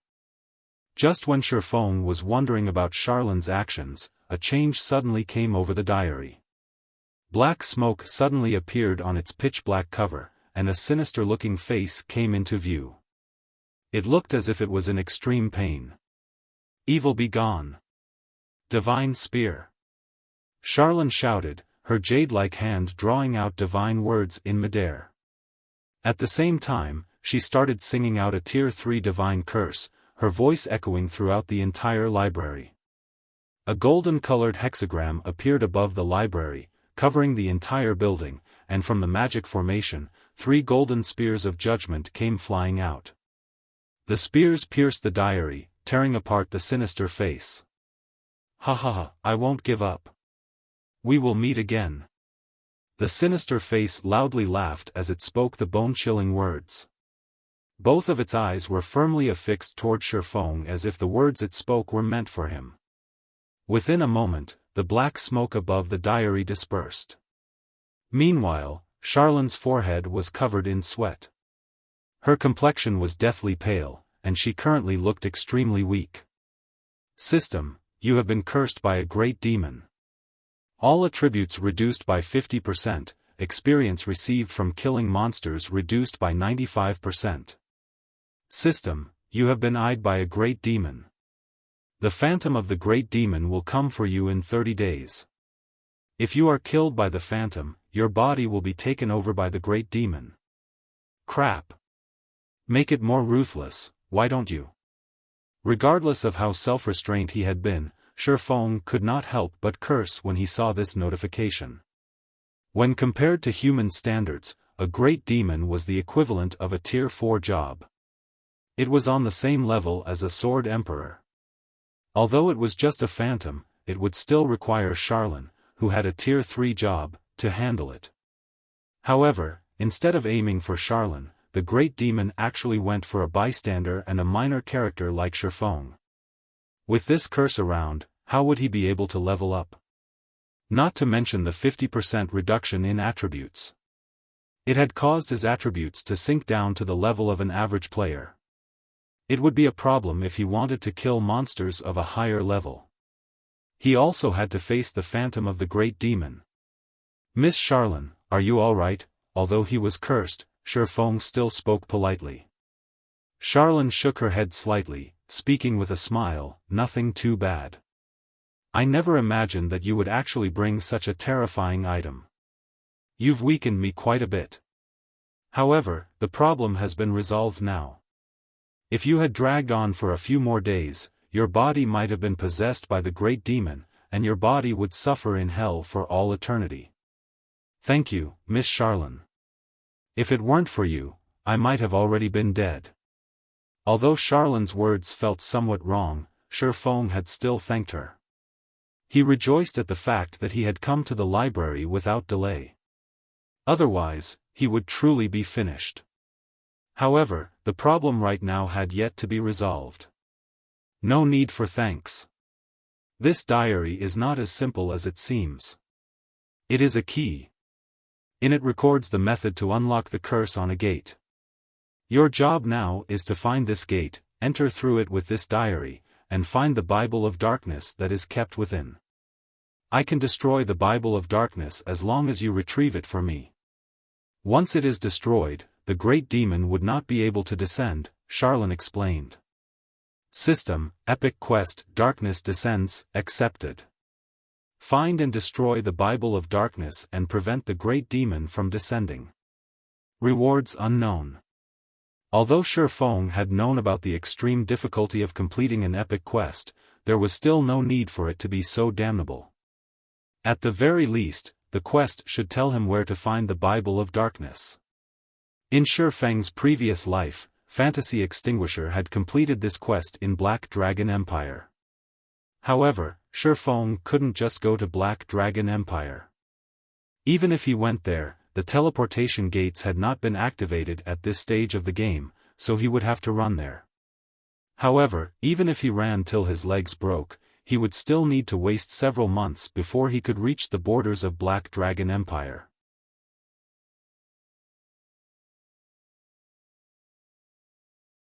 Chapter 55, Moon Drip.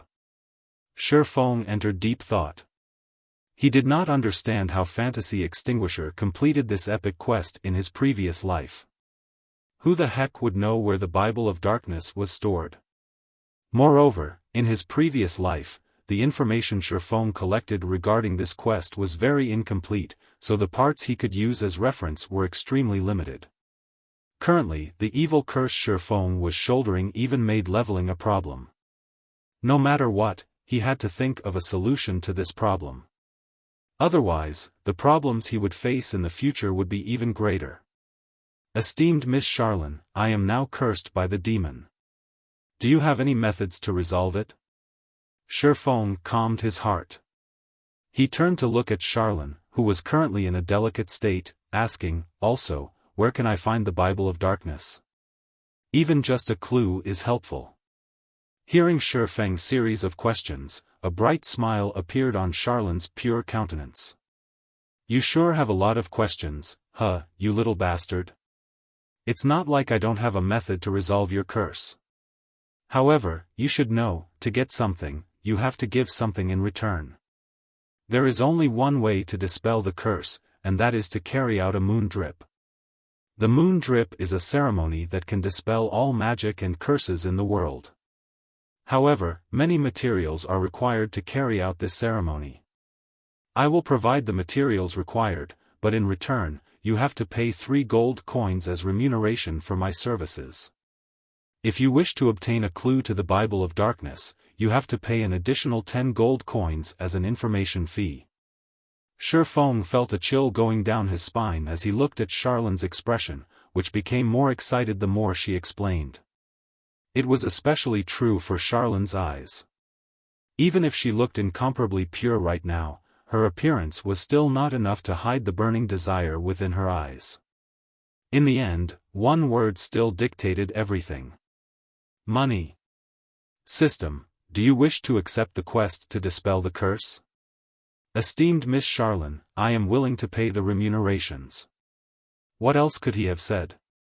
However, Charlene's asking price of 3 gold coins was just too high. There was not a single player in White River City who could afford such an amount right now. Since you are willing, then pay a deposit of 1 gold coin. Charlene stretched out her delicate hand without restraint. Seeing Charlene's actions, Xiaofan suspected that she had some sort of X-ray technique. However, he had to pay the money sooner or later, so Xiaofan reluctantly handed over 1 gold coin to Charlene. The moment Xiaofan had handed over the money, he went from being a wealthy tycoon to being a poor peasant. Here, this is for you. You need to fill the energy within this thing first. It will lead you to the Moonlight Forest to collect 30 pieces of moonstone. It's fine if you just bring them back to me. Charlene took the shining gold coin with lightning speed, then took out a fist-sized crystal orb and passed it to Xiaofan. System, quest, moon drip, accepted. You must collect 30 pieces of moonstone and 2 gold coins for Charlene. Upon completion, Charlene will dispel the evil curse of the great demon on you. Xiaofan received the crystal orb and took a look at it. Teleportation magic orb. Able to teleport the user to and from the Moonlight Forest immediately after activation. Activation condition, 200,000 EXP needed to be stored. 200,000 experience points were enough to let the average player rise from level 0 to level 7 within an instant. To Xiaofan right now, such an amount was asking for his life. Currently, the experience he obtained from killing monsters would be reduced by 95%. He would obtain absolutely no experience from killing monsters of the same level. As for elites, he would just be able to obtain around 10 EXP for killing one that was a level higher. That meant he would have to kill 20,000 elites that were one level higher than him to collect 200,000 EXP. How long would it take for him to kill that many? Moreover, there weren't even that many elite monsters in Red Leaf Town. It really is worthy of being called an epic quest. The difficulty is truly insane, Xiaofan bitterly laughed. In Xiaofang's previous life, Fantasy Extinguisher had the support of the first-rate guild, Fantasy Shrine. So, he was able to complete the quest after much difficulty.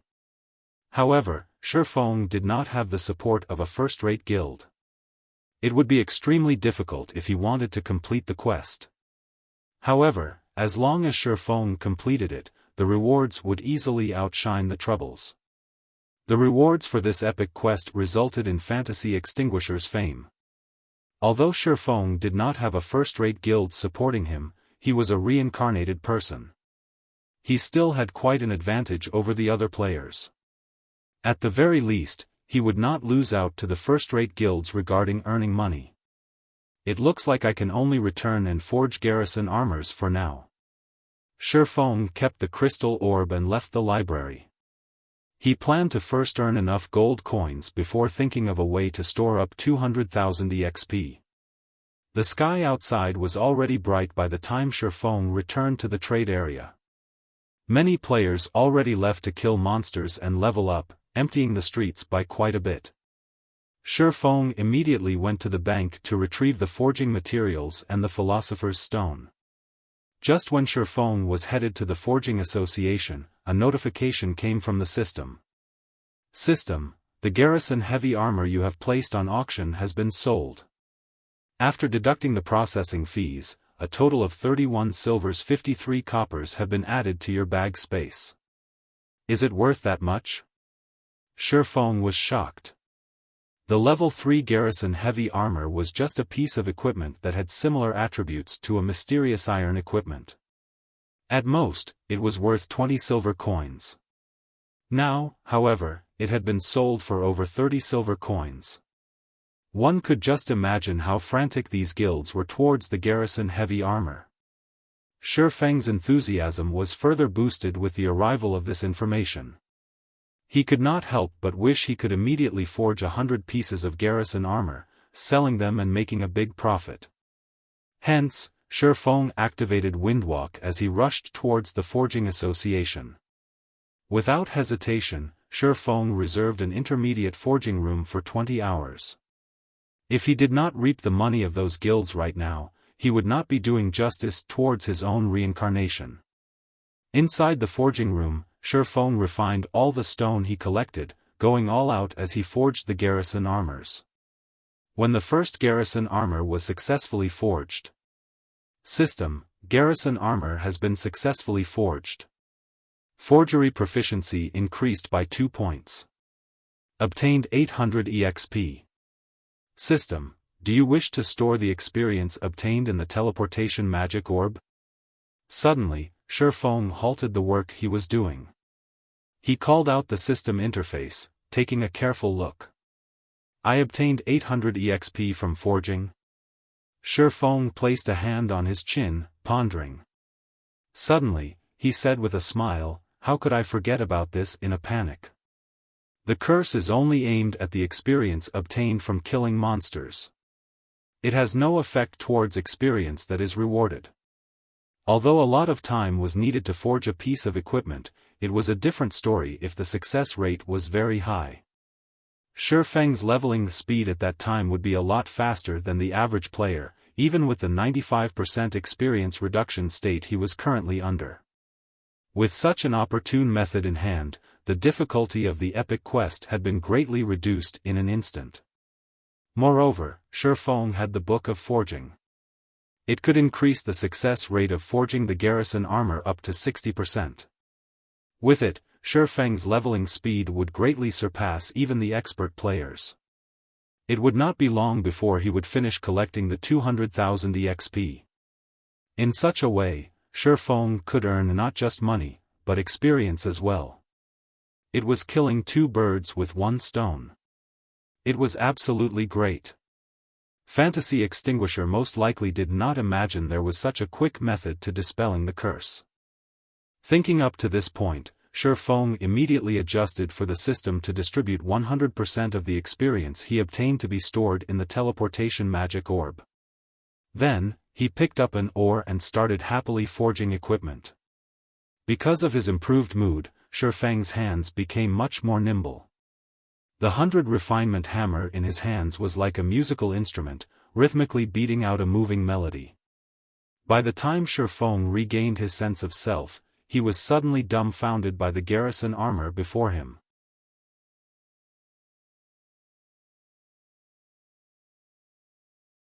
Chapter 56, Glimmer Chestplate. The current Garrison armor before Xiaofan was largely different than the previous ones. Its design had largely changed, and even the color had become a pale gold. This was absolutely not the Garrison armor. Crap, Xiaofan understood he had failed. Before, he was too absorbed into his own excitement while he was forging the equipment. He smashed the hammer in whichever way he wanted, giving the Garrison armor a completely different appearance. He even felt good about it. Still, the appearance of this new plate armor looked extremely cool.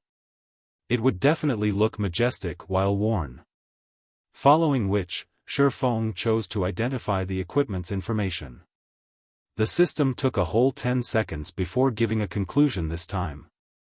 Unnamed, bronze rank plate armor. Level 3. Equipment requirement, Strength 12. Defense plus 23. Strength plus 3, Endurance plus 3. HP plus 120. Durability 35/35. Additional ability. Healing power, healing effects received are increased by 10%. Restricted to shield warriors and guardian knights. System, unnamed equipment has been successfully forged. Forging proficiency increased by 3 points. Obtained 1100 EXP. System, congratulations. You are the first player to forge an entirely new piece of bronze equipment in God's domain. Obtained 3000 EXP rewarding 1 runic hammer, mysterious iron rank, that increases forging success rate by 5%. System, please give a name to the equipment you have created. You are also able to leave a personal mark on this piece of equipment. Xiaofan was slightly shocked when he saw these notifications. He had unintentionally remodeled the Garrison armor, and successfully at that. He even created an entirely new piece of bronze equipment. His luck was truly good. The attributes of this equipment had already reached the level of an average mysterious iron equipment. If only the materials used were not so poor, it would definitely have become a mysterious iron equipment. In God's domain, players were able to create equipment. However, this was an extremely difficult task to accomplish. Not only did the player have to be extremely familiar with forging, but they also had to have a thorough understanding of the various materials available. After undergoing hundreds of trials, only then could completely new, and good quality, equipment be created. Usually, players who wanted to create new equipment would only start to do so after they had risen to become an advanced forger. After all, to become a master forger, not only did a player require sufficient proficiency, they also needed to create 3 entirely new pieces of mysterious iron equipment, and also 1 entirely new piece of secret silver equipment. Only after all those conditions were achieved could a player become a master forger. Due to this condition, the players who became master forgers were extremely rare. Meanwhile, Xiaofan unintentionally created an entirely new piece of bronze equipment. Of course, the Book of Forging's effect played a large part in contributing to this success. Since the color has become a pale gold, and it's giving off a dull glow, let's call it the Glimmer chest piece. Xiaofan immediately confirmed the equipment's new name. After which, he left an imprint of a black flame at a corner of the equipment. This imprint was the equivalent of a forger's name. In the future, when others see this symbol, they would know that this equipment was created by Master so-and-so. At the same time, the symbol also served to prevent others from falsifying the equipment's original creator. In the blink of an eye, the equipment's information also had a change to it. Glimmer chest piece, bronze rank plate armor. Level 3. Equipment requirement, strength 12. Defense plus 23. Strength plus 3, endurance plus 3. HP plus 120. Durability 35/35. Additional ability. Healing power. Healing effects received are increased by 10%. Restricted to shield warriors and guardian knights. On the right breast of the Glimmer chest piece, the mark of a black flame appeared. The flame constantly faded in and out of existence, further enriching the aesthetics of the Glimmer chest piece. System: Black Flame imprint has been successfully registered. This imprint has been bound to your gaming account, and nobody else is able to use it. System: Naming successful. Forging design for the Glimmer chest piece has been automatically generated. Player can now voluntarily draw the forging design for the Glimmer chest piece, allowing others to learn the forging design. Suddenly, an additional window appeared in Xiaofan's lifestyle panel. It was called Forging Design Creation, and it allowed players to create their own forging designs. Xiaofan felt endless ecstasy when he saw this new window. This was the benefit of creating something original. As long as Xiaofan had a pen and drawing paper, he could fabricate as many forging designs for the Glimmer chestplate as he wanted. This was the treatment that was only available for original creations. Forging designs were much more valuable than the equipment itself. In Xiaofan's previous life, countless master forgers constantly researched various materials and used all sorts of methods to develop new equipment. Other than trying to become a grandmaster forger, their main goal was to obtain an original forging design. This item was the reason why some master forgers were extremely rich. The process of fabricating a forging design was very simple, and they could easily make tens to hundreds of them any time they wanted. Otherwise, how much money could they make, even if they exhaust themselves by forging equipment every single day? With the Glimmer chestplate forging design, earning 10 gold coins was a small matter. At that time, it was even possible for Xiaofan to earn up to 30 or 40 gold coins. After all, there were a lot of players in White River City and no shortage of guilds either. Afterward, Xiaofan continued forging Glimmer chestplates, no longer forging Garrison armors. Both of them required the same materials to make, however, the Glimmer chestplate had a cooler-looking appearance and even came with an additional ability. There was another benefit for an original creation. When forging your own creation, the success rate for it was increased by 10%, and the equipment would also have a higher chance to come with an additional ability. As long as the Glimmer chestplate's fame spread, Xiaofan would have no trouble selling its forging design. Time passed, bit by bit. Xiaofan was completely unaware of his surroundings as he forged equipment. His heart was filled with the thoughts of money. 1 gold coin. 2 gold coins. 3 gold coins. Piece after piece of shining golden equipment piled up in the entire forging room. When 10 hours had passed since Xiaofan rented the forging room, a loud notification had come from the system. Only then had Xiaofan suddenly realized 10 hours had already gone by. His gains were even more shocking, however. He successfully made a total of 142 pieces of equipment, and the materials he had bought were nearly depleted. Amongst the attributes of the equipment, there were some that were good, and some that were bad. The difference between them was the healing effects. The bad ones had 5%, while the good ones had 12%.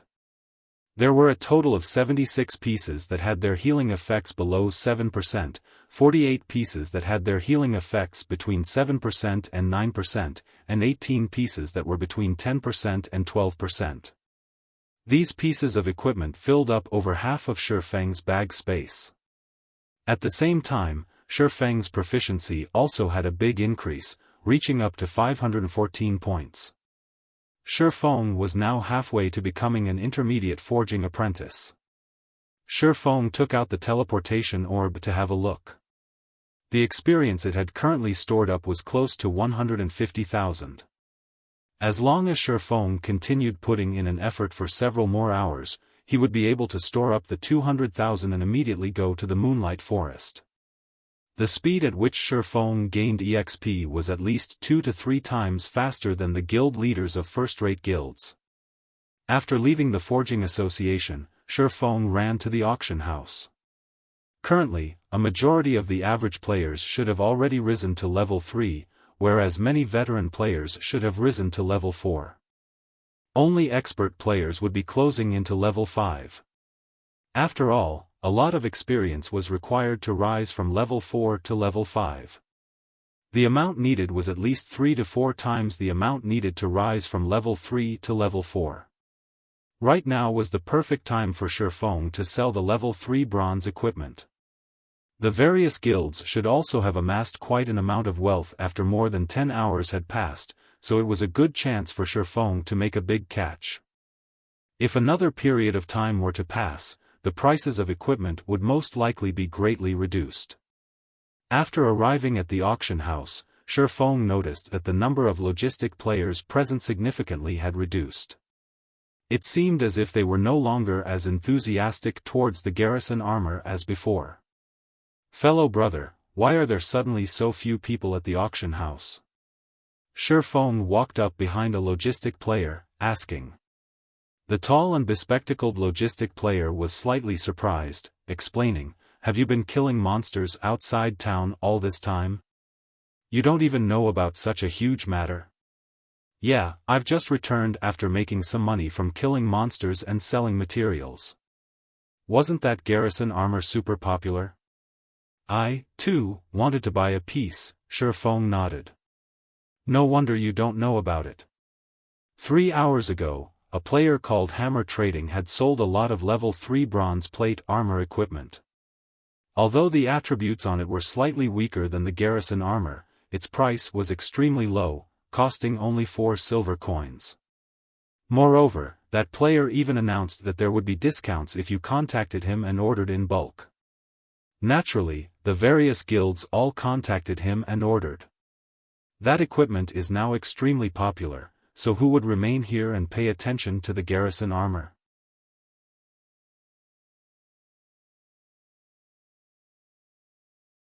Chapter 57, Hammer Trading. Hammer Trading? Xiaofan wanted to confirm once more. Correct. He even posted a thread on the forums criticizing the Blackheart forger that made the Garrison armor. Currently, the thread has already received more than 7 million clicks. With it, that guy has quickly become a famous person in White River City. I heard many large guilds have already sent out an olive branch to him, trying to recruit him with a high price. The logistics player had a face filled with envy while he spoke. He couldn't help but wish he could turn into Hammer Trading. That way, he would be able to live a life filled with beauties and riches. Xiaofan only smiled at the player as he turned to walk towards an empty seat. He sat down and called out the game's official forum. He wanted to have a good look at this Hammer Trading who nearly robbed him of his business. In Xiaofan's previous life, Hammer Trading did not reveal himself as quickly as this. Before Shadow scouted him, he had been playing God's Domain with tens of fellow schoolmates. With the support of these schoolmates, in addition to some chance meetings that had allowed him to become an intermediate forging apprentice, he managed to become acquainted with the upper echelons of Shadow. At that time, there were very few intermediate forging apprentices. The bronze equipment that was forged at the time was also very popular. Seeing such a situation, Shadow also wanted a share of the profits. So, they paid a large price to hire Hammer Trading. Along with the continuous support of Shadow Workshop, Hammer Trading grew to become a shocking figure, becoming a relatively famous forger and earning Shadow a lot of money. Afterward, Hammer Trading also obtained the forging talent in addition to the great support from Shadow, allowing him to become a master forger. During those times, he did not have the slightest hint of respect for Xiaofan, who was the guild leader of Shadow at that time. In the end, with the strong support of Hammer Trading, along with several master forgers and master potion makers, Lanhua financial groups gladly agreed to World Dominator's acquisition of Shadow. Otherwise, Lanhua financial groups would not have agreed to the decision without hesitation and dismissing Xiaofan at the same time. Xiaofan opened the forums for Starmoon Kingdom, his heart lamenting over how fate was toying with him. In this life, just when the Garrison armor was beginning to sell like hotcakes, Hammer Trading appeared to break off his road to wealth. Xiaofan couldn't help but admit that he and Hammer Trading were rivals in life. Xiaofan stole the forging talent from Hammer Trading, whereas Hammer Trading turned around to break off his road to wealth. Browsing the forums of Starmoon Kingdom, Xiaofan quickly discovered a thread marked in red, positioned at the top of the forum. Upholding justice starts from us. We absolutely cannot let this black-heart forger do as he pleases. I am a forger with a kind heart. These large, bright red words caused Xiaofan's brows to furrow. What kind of trouble is he trying to cause here? The number of clicks exceeded 10 million. Out of curiosity, Xiaofan had opened the thread. Xiaofan looked at the eloquently written condemnation that had over 10,000 words. The article had justifiably mentioned that the cost of making a piece of bronze equipment did not even exceed 1 silver coin. However, the Blackheart Xiaofan sold his equipment for up to 30 silver coins. He was ripping off other players. Hence, Hammer Trading wanted to oppose Xiaofan. He was even willing to sell level 3 bronze equipment without limit. Only, due to the failure rates, he had no choice but to sell them at 4 silvers apiece to reclaim his cost of making. This article received the support of a lot of players. They had all declared that they would no longer purchase the Garrison armor and that they would support Hammer Trading's actions of kindness. Xiaofan was speechless after reading the entire article. The entire article was just trying to put a smear on his reputation while heightening Hammer Trading's own self. At the same time, Hammer Trading wanted to state that he, too, could forge bronze equipment. He was clearly trying to use Xiaofan as a stepping stone to raise his own worth and fame. He wanted to let the many large guilds extend an olive branch to him, and in turn, raising his own worth. However, Xiaofan had to admit that Hammer Trading had succeeded. Not only had his fame risen in a burst, but many second-rate guilds had also sent him an invitation. There were even a few first-rate guilds who were willing to discuss matters of cooperation with Hammer Trading. Crap, not only has he broken off my path to wealth, he still wants to use me as a stepping stone? Xiaofan could no longer hold back his 2 lifetimes worth of rage. He wanted to properly teach Hammer Trading a lesson. Did he think he was awesome for selling level 3 bronze equipment without limit? Xiaofan did not wish to have any relation with Hammer Trading if he did not try to use Xiaofan as a stepping stone. However, now that he had provoked Xiaofan, he must be ready to pay the appropriate price. Xiaofan felt it was just hilarious when he looked at the statements and numbers provided by Hammer Trading. Basic forging apprentices only had a 5% success rate when forging a piece of level 3 bronze equipment. However, looking at the numbers provided by Hammer Trading, it could be seen that he did not possess just a forging design for a piece of bronze equipment. He must have also obtained an item that increased the success rate for forging. In addition to using the intermediate forging room, his success rate should be around 20%. That was why he dared to spout nonsense and brought out several pieces of equipment for auction to prove his words. However, according to Xiaofang's estimates, to raise his reputation, Hammer Trading was taking a loss of 1 silver coin for every piece of bronze equipment he sold. Although Xiaofan did not know how much funding Hammer Trading had, he was still 10 years too early from competing with Xiaofan. Selling at 4 silver coins, is it? Xiaofan would sell his equipment at 4 silver coins as well.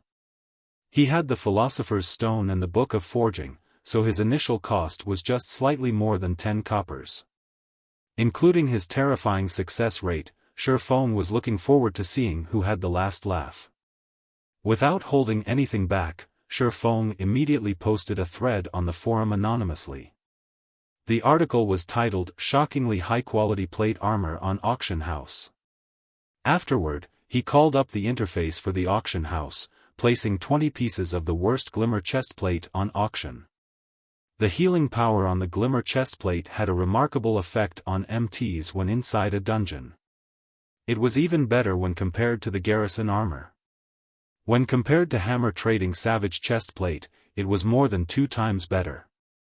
Players would naturally know which equipment to choose when they saw the Glimmer chestplate. Hammer Trading, didn't you want to be famous? I'll let you become super famous. I'll turn you into a celebrity. Xiaofan revealed a cold grin as he closed the interface. He turned around and left the auction house, setting up a stall outside to purchase stones and hard stones. 2 minutes after Xiaofan had posted his thread, a few players noticed Xiaofan's post. Average players were still very attentive towards high-quality equipment.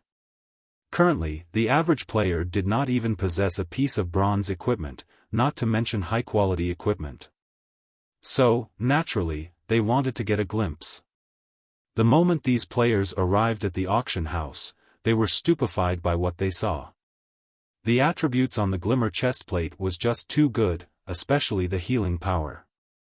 It was definitely the most beloved ability for an MT when inside a dungeon. After they finished looking at the attributes, the players chose to try wearing it. They looked at their own appearance when wearing the Glimmer chestplate. Streamline mold, dashing figure, and even a faint radiance coming off their bodies. There was also a flickering black flame on their left breast. They looked absolutely awesome. It was as if they had become the heroes from Legends while wearing the Glimmer chestplate, valiant and powerful. Then, they looked at the selling price. It actually only required 4 silver coins. These players did not dare believe their eyes. Such high-end equipment was only selling for 4 silver coins. If they did not buy it, they would be doing a disservice to their own lives. Even if they did not have much money on their persons, they were willing to sacrifice everything they had to buy the Glimmer chestplate. Within a short 15 minutes, Xiaofan's post had become the topic of the forum. There were even players who posted the information and appearance of the Glimmer chestplate, the equipment instantly arousing everyone's exclamation. Shield warriors and guardian knights could not help but wish they could obtain this high-end equipment right that instant. However, when they wanted to go to the auction house and buy it, there were only 4 pieces of the equipment remaining. Moreover, every one of those pieces had their prices bade up to more than 6 silver coins. One MT from an elite party had reluctantly chosen to borrow money from all over the place. In the end, he successfully won a piece for 7 silver coins. When the Glimmer chestplate arrived in his hands, he no longer minded the money he owed for it. With such attributes and dashing appearance, he would not have any troubles earning money in the future. Thinking up to this point, the smile on this shield warrior spread widely.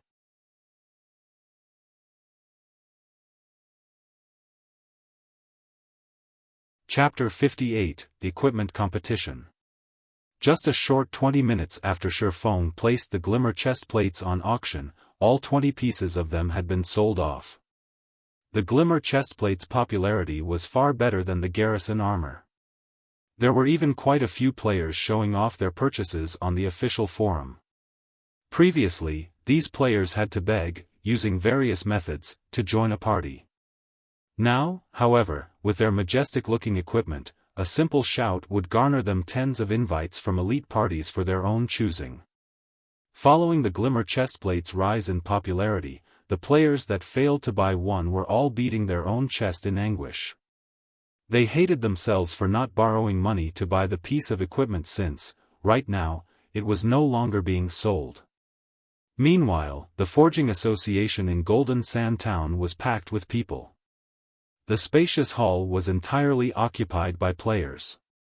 The players present were the spokespeople for various guilds. They were here for only one purpose, and that was to invite hammer trading to their guild. Amongst the guilds present, there were quite a few that were very famous. There was no lack of spokespeople for third-rate guilds. If it were during ordinary times, these spokespeople would act proud and arrogant.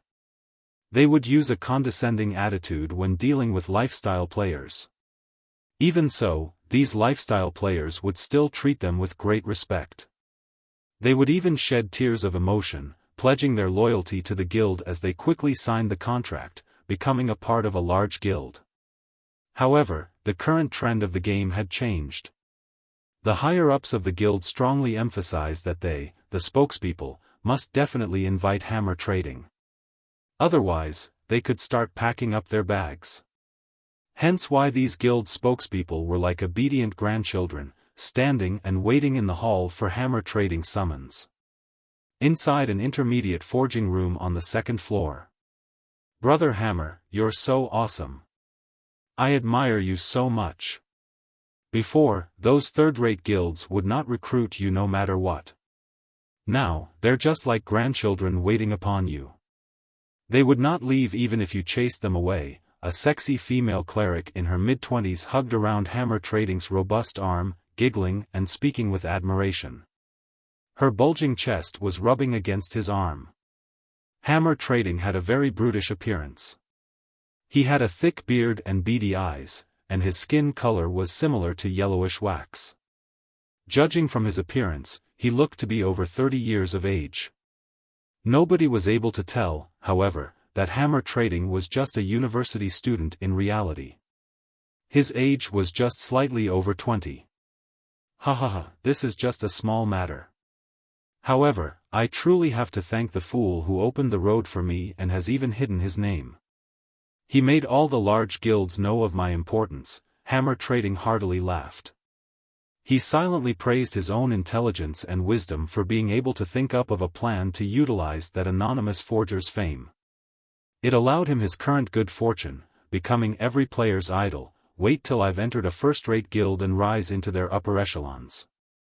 It will be truly awesome. Right now, I'm just showing a small part of my prowess. Let those third-rate guilds continue waiting outside. I can use them to raise my own value and fame. "Boss, what are we going to do about all the orders we've received?" an assassin asked. Hammer Trading rolled his eyes at the assassin, saying in disdain, "Who cares about them? I'm taking a loss of 2 silver coins per piece of equipment. Do they think I'm running a charity? My goal has already been met. I'm only waiting for the first-rate guilds to come. Don't bother with the other players, just tell them that we're too busy and don't have time." To use Xiaofan as a stepping stone, Hammer Trading used up all the silver coins belonging to his classmates. He also spent a lot of credits to purchase a lot of materials and silver coins. Yet, he only forged over 10 savage chest plates from all those materials. So, selling each piece at a maximum of 4 silver coins caused a major loss for him. However, all his sacrifices were worth it. As long as he was recruited by a first-rate guild, he could get as many materials as he wanted, a huge salary, and even a line of female players desiring his attention. Hammer Trading felt invigorated just from thinking of all these benefits. Suddenly, a berserker entered the forging room with a panicked expression. "What happened, Hadron? Seeing as you're in such a hurry, has the upper echelon of a first-rate guild arrived?" Hammer Trading teasingly asked. "Big trouble. A lot of top-tier equipment has suddenly appeared at the auction house. All the players on the game's official forum are discussing it now, and the number of clicks on the post is madly increasing. The post has over 5 million clicks right now, and many guilds have started to notice it. Moreover, the equipment is being sold by the same anonymous forger. The equipment's price is set at a minimum of 4 silver coins. Everyone is starting to wonder about the identity of the forger responsible, and they are no longer paying any attention to you, boss. Moreover, there are already a few first-rate guilds who made a declaration on the forum. They are willing to hire that forger with a high salary and make him the chief forger of their guild. A few representatives of large guilds downstairs have also started leaving for the auction house. Hammer Trading's expression froze when hearing Hadron's words. He only managed to attract the attention of first-rate guilds after much difficulty. However, now, that anonymous forger stole his wind. If he did not steal it back, those first-rate guilds would most likely forget about him. He has such nerve to steal my wind and position. Don't blame me for not being polite. Making that kind of top-tier equipment has a high cost and low success rate. If you sell it at 4 silver coins, then I'll sell at 3 silver coins. I wonder just how much you can afford to lose. Hammer Trading abruptly stood up. He wanted to let Xiaofan know he would definitely not let the position of chief forger, and his future happiness, go. He was already taking a loss of 2 silver coins for making the savage chestplate that had inferior attributes. Then, Xiaofan would at least lose 4 to 5 silver coins for selling each piece of top-tier equipment at 4 silver coins. Maybe even more. Hammer Trading believed he could outlast Xiaofan. But, boss, we don't have many silver coins remaining. At most, we can afford to forge 10 more savage chest plates, Hedron worryingly said. What is there to be afraid of? I still have some funds. Worst comes to worst, I'll spend some more credits to buy materials and silver coins. I believe I can get rid of that little bastard. For every piece of equipment that little bastard sells, he's taking a loss of at least double or triple of ours. Why should we be afraid? Hammer Trading confidently asked. He assured himself that Xiaofan, too, was trying to attract the attention of first-rate guilds by doing such lossful business. However, he would definitely be the final champion. An hour later, a few additional savage chest plates appeared on White River City's auction house. Their minimum selling price was 3 silver coins each. At the same time, a new post appeared on the game's official forum. For the benefit of the masses, I, Hammer Trading, have decided to sell the savage chestplate at 3 silver coins each. I will make a stand against this blackheart forger to the end. Requesting support. Requesting encouragement. Suddenly, a wave of players followed the post, sending it to the top of the forum. Every one of them supported Hammer Trading's kind actions. As a result of this incident, all of White River City became lively. Everyone understood this was a competition between 2 forgers that were capable of forging bronze equipment. Every player in White River City watched on with anticipation. The ones who would profit from this exchange, in the end, would definitely be them, the players.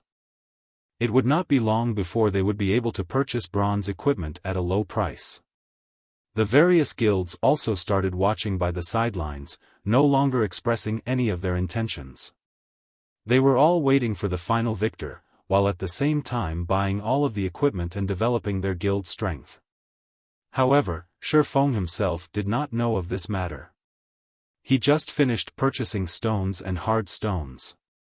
Just after entering the auction house, he discovered that the number of players there had once more increased. Only then did he find out about this incident. You wish for a fight? Xiaofan faintly smiled, then, come. He called out the auction house's control interface, placing all of his Glimmer chest plates on auction. He assigned 20 pieces to be sold every hour, selling a total of 120 pieces of Glimmer chest plates. Such a number was definitely enough to torment Hammer Trading. Afterward, Xiaofan used the money earned from selling Glimmer chest plates to buy hard stones and card sets. After purchasing all these items, Xiaofan suddenly discovered that he still possessed a little more than 1 gold coin. From time to time, Xiaofan would receive a notification from the system. It would state that another Glimmer chestplate had been sold, and some amount of silver coins have been deposited into his bag. Xiaofan felt, the more silver coins he spent, the more silver coins he had. The amount he did not seem to be decreasing in the slightest. Xiaofan considered selling some of his silver coins at the trade center, exchanging it for some spending money in real life. It was much better than just holding on to these silver coins.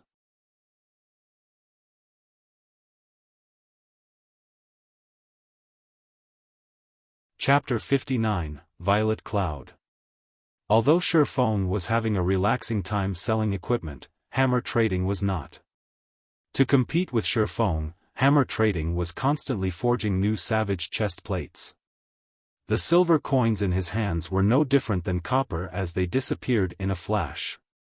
Hammer trading also had to spend credits to purchase more silver coins, giving him an immense heartache. However, when he thought of Xiaofan spending much more than him, his heart soothed by a lot. He wanted Xiaofan to go bankrupt. Meanwhile, Xiaofan left the lively auction house.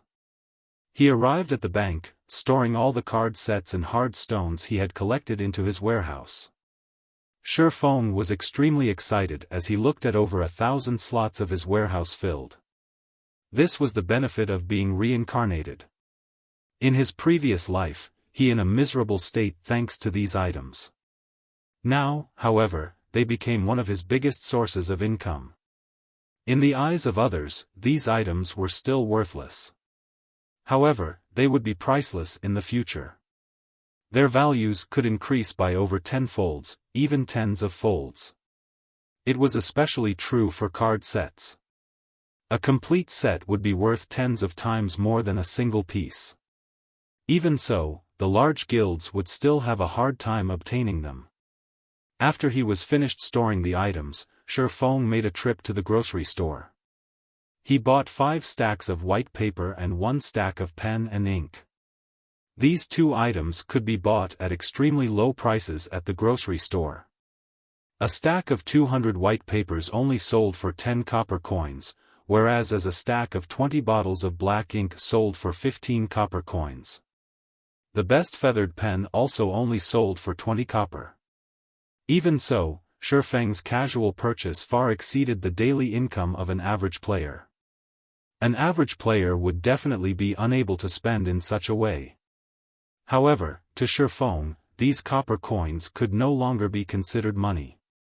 Moreover, these items were all necessary for making forging designs. Xiaofan would still buy them, even if they cost 10 silver coins. After buying the items, Xiaofan headed for the Forging Association. "Sir, do you need any cooling beverages? I have here the best fruit juice in Red Leaf Town. It tastes extremely good, and it is only 1 copper coin per cup." A fragile-looking young lady nervously asked a male guardian knight. The girl was holding onto a small basket, her doll-like eyes carrying with them earnest expectations as she looked at the man. "Scram! Don't annoy me.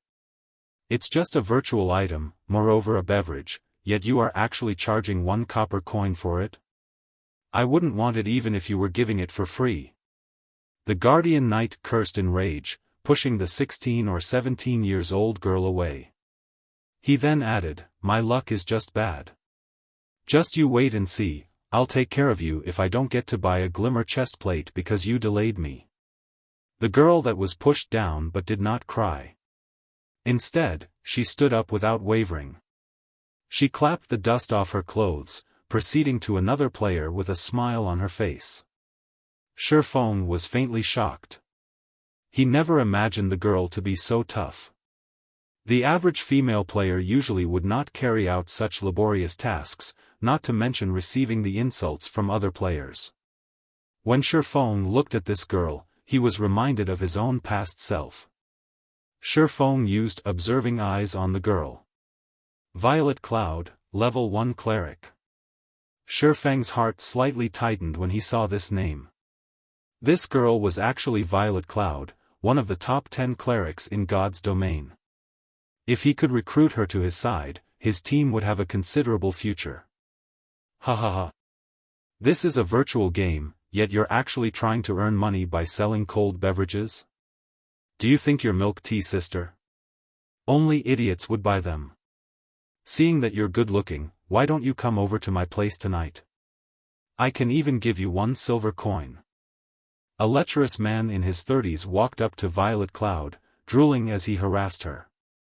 Sir, I am only selling cold beverages. Please have some self-respect. Violet Cloud retreated a step, resolutely saying. I've given you praise, yet you're still headstrong. You're but a lowly lifestyle player. If you don't agree with me today, then you can forget about doing business here in the future. The lecherous man threatened in rage. He blocked Violet Cloud's path, staring at her snow-white neck and licking his lips. How could you act in such a way? You are simply shameless. Violet Cloud's eyes were filled with anger. However, she could not win against him in a fight. If she were to continue wasting time here, even her final hope would be gone. Hee, I am shameless. What are you going to do about it? Bite me? The man felt even better when he looked at Violet Cloud's panicked expression. Watching Violet Cloud trying to hold back from crying and the tears that were rolling about in her eyes, she became even more lovable. Uncle, please give way. I want 1,000 cups of fruit juice. Xiaofan used observing eyes on the lecherous man. His name was displayed as Drifting Blood, and he was currently level 3. At this stage of the game, his level was considered relatively good. Drifting Blood turned towards Xiaofan, sending him a glare, saying, Brat, this girl is mine. If you don't wish for something to happen to you, then scram. You want 1,000 cups? Then I want 10,000 cups.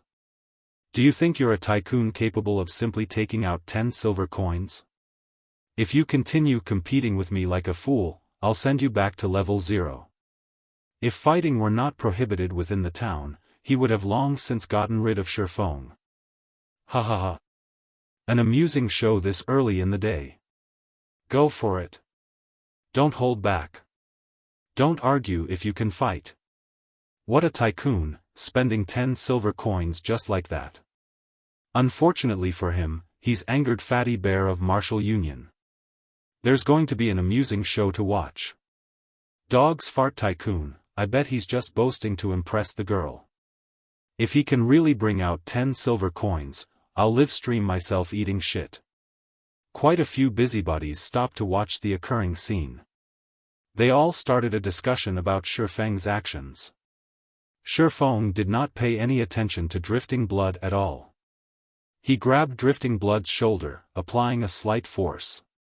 Before Drifting Blood could react, he was already kneeling on the ground. No matter how much strength he used, even to the point where his face had turned beet red, he still could not stand back up. The surrounding onlookers were immediately dumbfounded. Xiaofan was just too courageous, directly taking action within the premises of Red Leaf Town. Was he not afraid of being caught and jailed by the guards? Also, how did Xiaofan possess such immense strength? He had actually suppressed a level 3 Guardian Knight with a single hand. Brat, you're dead for sure. Just you wait till the guards arrive. Drifting Blood looked towards Xiaofan, smiling in disdain. However, after waiting for some time, the guards had still not shown up. Xiaofan paid no attention to Drifting Blood as he firmly pressed him onto the ground, preventing him from even moving. Xiaofan looked towards Violet Cloud, his other hand holding out 10 silver coins, saying, 1,000 fruit juices, thank you. The players on the street, who were previously discussing amongst themselves, suddenly turned silent, their eyes nearly popping out of their sockets. This was 10 silver coins, not 10 copper coins. Currently, they had felt extremely wealthy to even have a single silver coin on their person. On the other hand, Xiaofan had just simply taken out 10 silver coins. How rich was Xiaofan? Was he really a brother tycoon? Violet Cloud rubbed her eyes. She looked at the 10 coins in Xiaofang's hand that gave off a silvery glow, her expression filled with incomparable shock. Originally, she thought Xiaofan was just trying to help her by saying so. Never would she have imagined that he would truly take out 10 silver coins to buy 1,000 cups of cold beverages that nobody wanted. Drifting Blood was similarly shocked. However, that shock quickly turned into greed. He thought about snatching the 10 silver coins and using them to buy a Glimmer chestplate. There would even be leftovers remaining. "Brat, I'm a member of Martial Union. If you don't want to be killed back to level 0, then immediately give me 20 silvers. If you do so, I can consider letting you off this time. Otherwise, you'll have to take responsibility for the consequences." Drifting Blood's gaze was affixed to the 10 silver coins as he threatened in a chilling tone. Paying no attention to Drifting Blood, Xiaofan looked at Violet Cloud. Seeing that the girl did not react, he asked, "Do you not have that much fruit juice?" I only have 156 cups of fruit juice with me. How about you give me a silver coin, and I'll sell all of the fruit juice to you? Is that all right? Violet Cloud worried that she would anger Xiaofan. What would she do if he suddenly decided not to buy? At the same time, she also wanted to thank Xiaofan for helping her, so she reduced her selling price. "All right. I wonder how long it would take for you to make 900 cups of fruit juice." "I want all of them," Xiaofan nodded after some thought, asking. The surrounding players were all dumbfounded. What was he planning to do? Did this brat know the value of 10 silver coins? Did this brat truly fancy this young lady? "I'm very slow at compounding fruit juice. If Sir is willing, I can be done in 30 hours. Violet Cloud became extremely glad at Xiaofan's words. However, when she thought of her extremely slow speed, she worried that Xiaofan would no longer wish to buy them. So, she stretched out 5 fingers, hurriedly saying, "How about this? I'll just charge you 5 silver coins for 900 cups.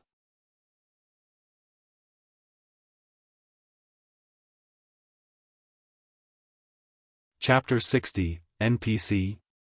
Looking at Violet Cloud's panicked expression, Xiaofan could not help but break into a laugh. "No need. I can still afford to pay such an amount of money. If you really sold them to me for 5 silvers only, then you wouldn't be able to earn much." Xiaofan waved his hand. Xiaofan was not in a hurry to turn Violet Cloud into one of his subordinates. However, he was absolutely not going to let her go. If Xiaofan acted too impatiently, he might cause her to grow suspicious of him.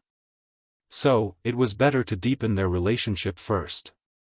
Nobody could have imagined that Violet Cloud, one of the top 10 clerics in God's domain, would have such an appearance. A cleric god. That was a genuine tier 6 job. After 10 years passed, there were only a few who reached that standard. Even Fantasy Extinguisher was just a spirit saint, at the pinnacle of tier 5 10 years later. However, as a future cleric god, Violet Cloud was actually a lifestyle player during the initial periods of the game. It was such a waste of talent. Normally in God's domain, only players without any skills would earn money through methods other than killing monsters. However, the popular auxiliary jobs usually had very high requirements, such as a lot of funds, coupled with extremely low success rates. It was extremely hard for a player to survive in such a way without the support of a guild. Meanwhile, auxiliary jobs such as chef was much easier. The cost to support it was also extremely low and players alone could be supported by it by themselves. If their talents were high, and they were capable of creating delicious cuisines, they could still earn quite a lot of money in God's domain. However, delicious cuisines usually required advanced cooking recipes and materials. These items were hard to obtain, so trying to earn a lot of money would not be easy. It was truly hard to imagine that a future cleric god would be such a clumsy young lady. He recalled that Violet Cloud was one of the members of Ouroboros during her first 3 years in God's domain. When the snow goddess left Ouroboros, Violet Cloud similarly left the guild. From then on, she was just a solo player. When she had become a Tier 4 Great Cleric, countless first-rate guilds tried recruiting her with shockingly high prices.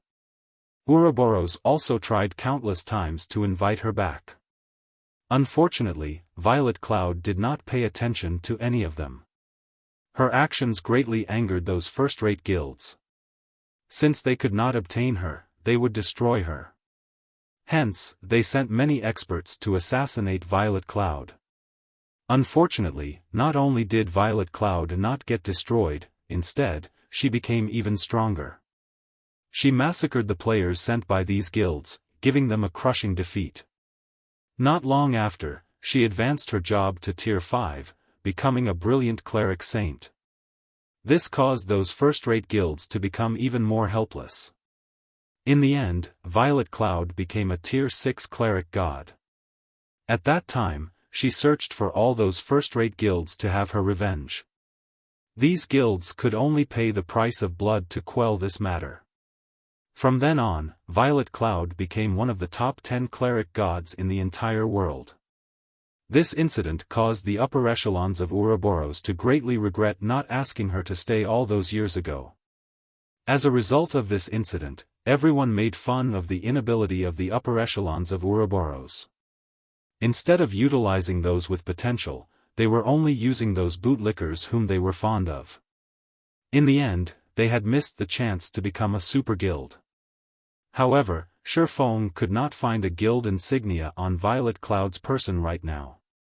In addition to Violet Cloud's current appearance, Xiaofan could guess Violet Cloud must have been discovered by the Snow Goddess later on, which in turn resulted in Violet Cloud feeling indebted to the Snow Goddess.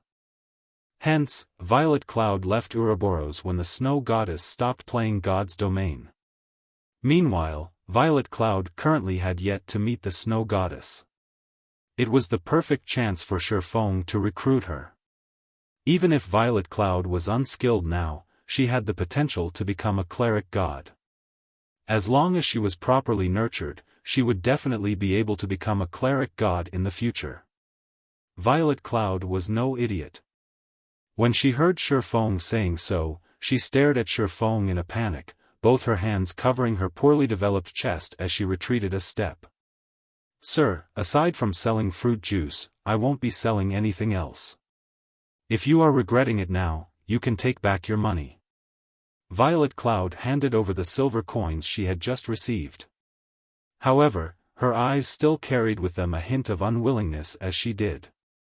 At her time of despair, a person suddenly emerged, saying that he wanted to purchase 1,000 cups of fruit juice. Moreover, he was even willing to wait for 30 hours without reducing her pay. She would not believe Xiaofan had no ulterior motives, even if she were beaten to death. Forget Violet Cloud, even the surrounding players would not believe it. If Xiaofan did not have any ulterior motives, why would he save her? He even spent 10 silver coins to buy those unwanted beverages. Xiaofan looked at Violet Cloud's vigilant expression and actions. He then looked towards her smooth flat chest, suddenly laughing, "You're overthinking things. I really have no interest towards your flatlands. I'm only buying this many because I just happen to have a use for fruit juice. If you don't wish to sell them to me, then so be it. I'll just find someone else to buy them from." Saying so, Xiaofan released Drifting Blood as he turned away and left. However, Drifting Blood was not willing to let Xiaofan go. Xiaofan publicly humiliated him by forcing him to kneel with just a single hand. Moreover, when has Martial Union been afraid of anyone? Since the guards didn't seem to be paying attention, it would be extremely easy to get rid of Xiaofan. Thinking so, Drifting Blood pulled out a weapon and used charge at Xiaofan. With his sensitive 5 senses, Xiaofan naturally knew of Drifting Blood's actions. Xiaofan spun around to face him, pulling out the abyssal blade and using parry. Dang! Drifting Blood's greatsword hacked at Xiaofan's sword. Instead of hurting Xiaofan, however, Drifting Blood was knocked back by 3 yards. The durability of the greatsword in his hands instantly reduced by 2 points, and he looked at Xiaofan in shock. He did not understand how a person like Xiaofan would have such great strength. Xiaofan was like a beast in human skin. The surrounding players were similarly shocked. Drifting Blood was a berserker, so he must have definitely added a lot of strength points. He was also at level 3, similar to Xiaofan, so how could the gap between them be so great? These players did not know, however, that this was still only half of Xiaofan's real strength. After all, Xiaofan could obtain 6 free attribute points for every increase to his level. It was 1.5 times that of an average player. Not to mention Xiaofan's body was protected by bronze and mysterious iron equipment. There was even the powerful magic weapon. Even with just half of these aspects, Xiaofang's strength far exceeded the average player. If Xiaofang's strength had not been reduced by half, just by activating the strength-hidden basic skill and the strength provided by the magic weapon, Xiaofan could destroy that basic greatsword without a problem. Brat, you're courting death. See how I'll take care of you. Drifting Blood naturally would not believe that Xiaofan was his match. He immediately stood back up, lifting his greatsword as he looked at Xiaofan. Idiot. Xiaofan sheathed the abyssal blade, having completely lost interest in Drifting Blood. Watching Xiaofan store his weapon, Drifting Blood thought Xiaofan had become afraid and wanted to beg for mercy. However, he would not forgive Xiaofan. Drifting Blood further increased the power in his hands.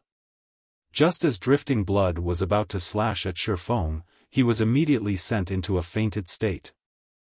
Before Drifting Blood could turn around and curse the bastard that attacked him, he suddenly discovered 6 silvery white armored guards standing before him. Without saying anything further, the guards placed Drifting Blood in shackles. "You've violated a town law, take a trip with us. Any resistance and you'll be killed without consideration." The 2 guards grabbed Drifting Blood from both sides, turning around and dragging him away. "Crap, you've got the wrong person. I'm just an ordinary citizen. It's that bastard who attacked me first. You guys should be arresting him." Drifting Blood continuously pointed at Xiaofan, yelling injustice in rage. However, the guards paid no attention to his bellowing, taking him away immediately. Everyone was also in shock. Why did the guards only appear now? Moreover, they even apprehended the wrong person. What sort of situation was this, exactly? Could Xiaofan actually be an NPC, a part of the nobility? Only nobles would have such authority. To the side, Violet Cloud had a blank expression on her face, unable to make sense of the situation. Why didn't the guards arrest Xiaofan? Instead, they arrested Drifting Blood. Was Xiaofan really a noble NPC? Violet Cloud's eyes were filled with reluctance as she watched Xiaofan leaving. She bit her rosy lips, her delicate hands tightly gripping the hem of her shirt. Of course, she was not reacting so because of how handsome Xiaofan was, but instead, she was truly in need of money. Those 10 silver counts were too important to her.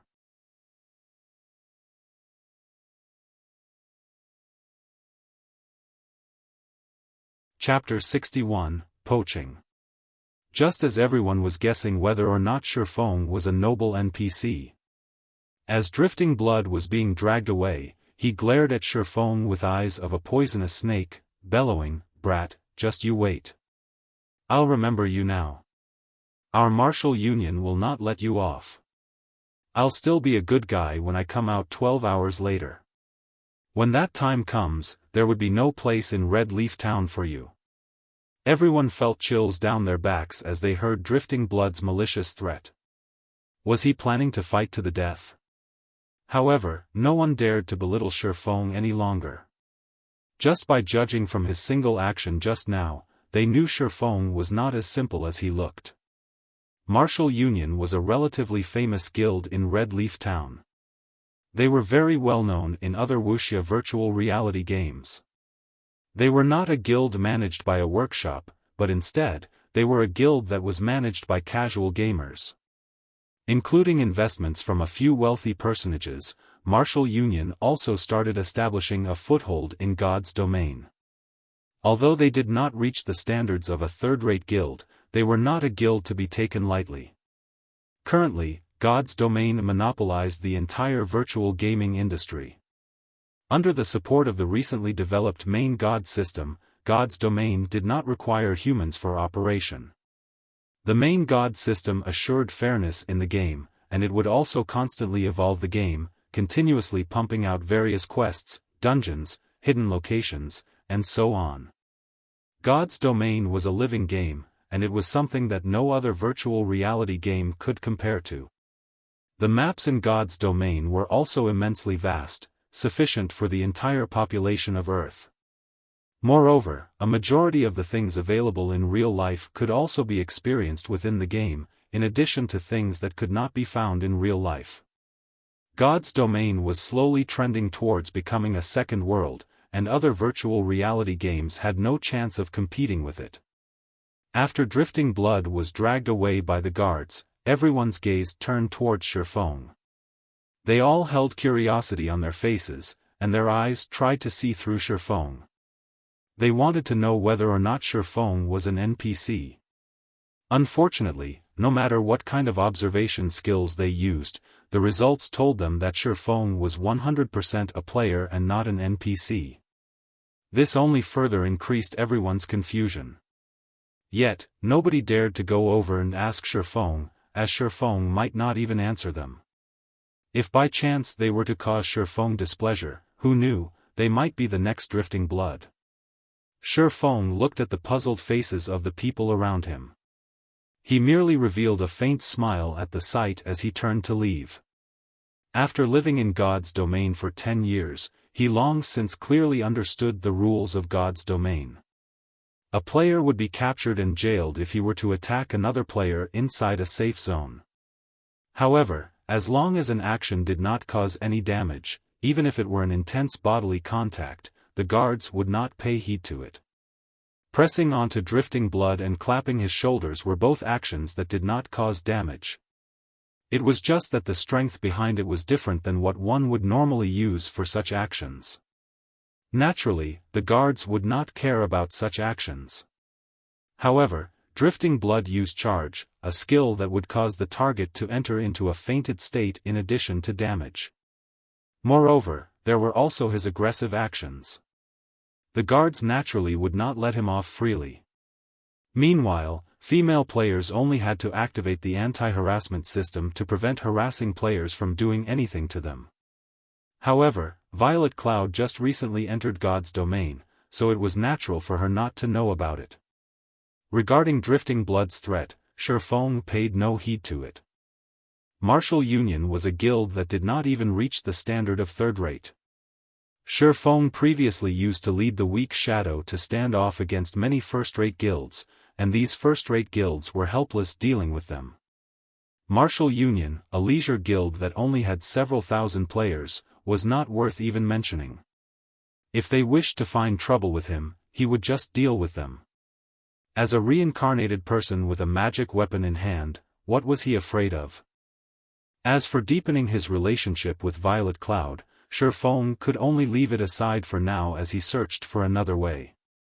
The girl's vigilance was just too heavy for him to get through. However, Xiaofan understood her reasons. If it were the snow goddess standing in his place, Violet Cloud might have a different reaction. Xiaofan bitterly laughed, shaking his head as he left. "Sir, please hold on a moment," Violet Cloud finally said, no longer able to endure it. The enticement of 10 silver coins was just too great. This was her biggest chance. If she were to miss it, what would happen to her sick mother? "Oh? Did you change your mind?" Xiaofan turned around to look at Violet Cloud's troubled expression, smiling as he spoke. Violet Cloud stayed on guard as she looked at Xiaofan's eyes, trying to discern any bad intentions within them. However, no matter how she looked at them, she could not discover any special emotions within them. Instead, she could feel a vast ocean hidden within the depths of Xiaofan's eyes. However, she still asked in caution, "You truly want only the fruit juice and absolutely won't have other requests?" Xiaofan was sweating profusely in his heart. For her to seek confirmation over and over, just how unreliable was he? He would have left long ago, were it not for her potential to become a cleric god, as even he was unable to endure being thought of as a lecherous bastard by others. In any case, I'm in need of a chef to make some things for me. How about this? We'll set up a contract, and I'll hire you to be my chef. I'll give you the same treatment as a lifestyle player in a third-rate guild. You should be able to relax with the main god system's guarantee. If you don't have any problems, then follow me. If you still can't feel reassured, then just stay here. Xiaofan let out a sigh, speaking unhurriedly. Violet Cloud was dumbfounded. The man before her was actually hiring her, and he was even giving her an ordinary job. It should be known that chef was a lifestyle job that nobody thought highly of. No one ever hired chef players. She had heard before, from her best friend, the treatment of a lifestyle player in a third-rate guild. At that time, her friend even showed off that her boyfriend was a lifestyle player in a third-rate guild and how great the monthly treatment he received was. If he performed well, there would even be various kinds of benefits. The treatment was much better than many jobs that were available in real life, and this caused Violet Cloud to be extremely envious. I'll follow you. However, I work very slowly. Is there really no problem? Violet Cloud ground her teeth, deciding to agree with Xiaofan. If she were to let go of this chance, what sort of future awaited her? Judging from his various performances, Xiaofan did not seem like a bad person. Moreover, she was just a very ordinary female player. There was absolutely no need for him to conspire and trick her. This was a virtual world. If she did not reveal her address in real life, Xiaofan would not be able to track her at all. Moreover, Xiaofan would have to bear a great risk in doing so. Follow me then. I still have some things I need to buy. Xiaofan nodded his head, appearing to be very calm. However, inwardly, he was in ecstasy. He had swindled a cleric god into his hands, just like that. As for the snow goddess, Xiaofan could only apologize and say, "First come, first served." Subsequently, Violet Cloud left with Xiaofan. Xiaofan brought along Violet Cloud, returning to the grocery shop once more.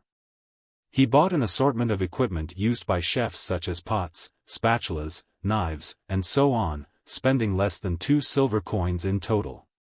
Afterward, he went to the Chefs' Association, spending 1 silver coin to purchase 2 sheets of basic cooking recipes. One was a recipe for cooking wolf meat, the other for making an energizing drink. At the same time, he spent an additional 5 silver coins purchasing plenty of materials that were required by these recipes, as well as the materials for the fruit juice. Violet Cloud was shocked by Xiaofang's actions. He actually spent so much money, buying so many things. He was just too rich. Her previous notion of Xiaofan being unreliable completely changed now. The materials and recipes Xiaofan had spent so much money buying were sufficient to allow her to promote herself to an advanced apprentice chef. This was a treatment not even the lifestyle players of first-rate guilds would receive. However, what Violet Cloud did not know of was that Xiaofan felt that these items were very cheap. It was truly easy to nurture a chef. All the materials required by the recipes could be bought from the NPC, and it only took 10 silver coins to nurture an advanced apprentice chef.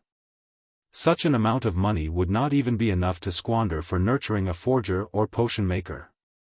Xiaofan then rented a basic kitchen, bringing Violet Cloud to it. After you sign the contract, all these materials and recipes will belong to you. You only need to create 900 cups of fruit juice first. Then, use everything remaining for these 2 recipes. You will receive a 20% share when these items are sold. At the same time, depending on your results, I'll decide your base salary every month. If you try to run away, you'll have to compensate me 10 times that amount. Sign it if you don't have any problems. Xiaofan brought out a standard employment contract for lifestyle players from the main god system. Aside from having different treatments, these contracts were the same as others. There were no loopholes in them, and the law held effect over it.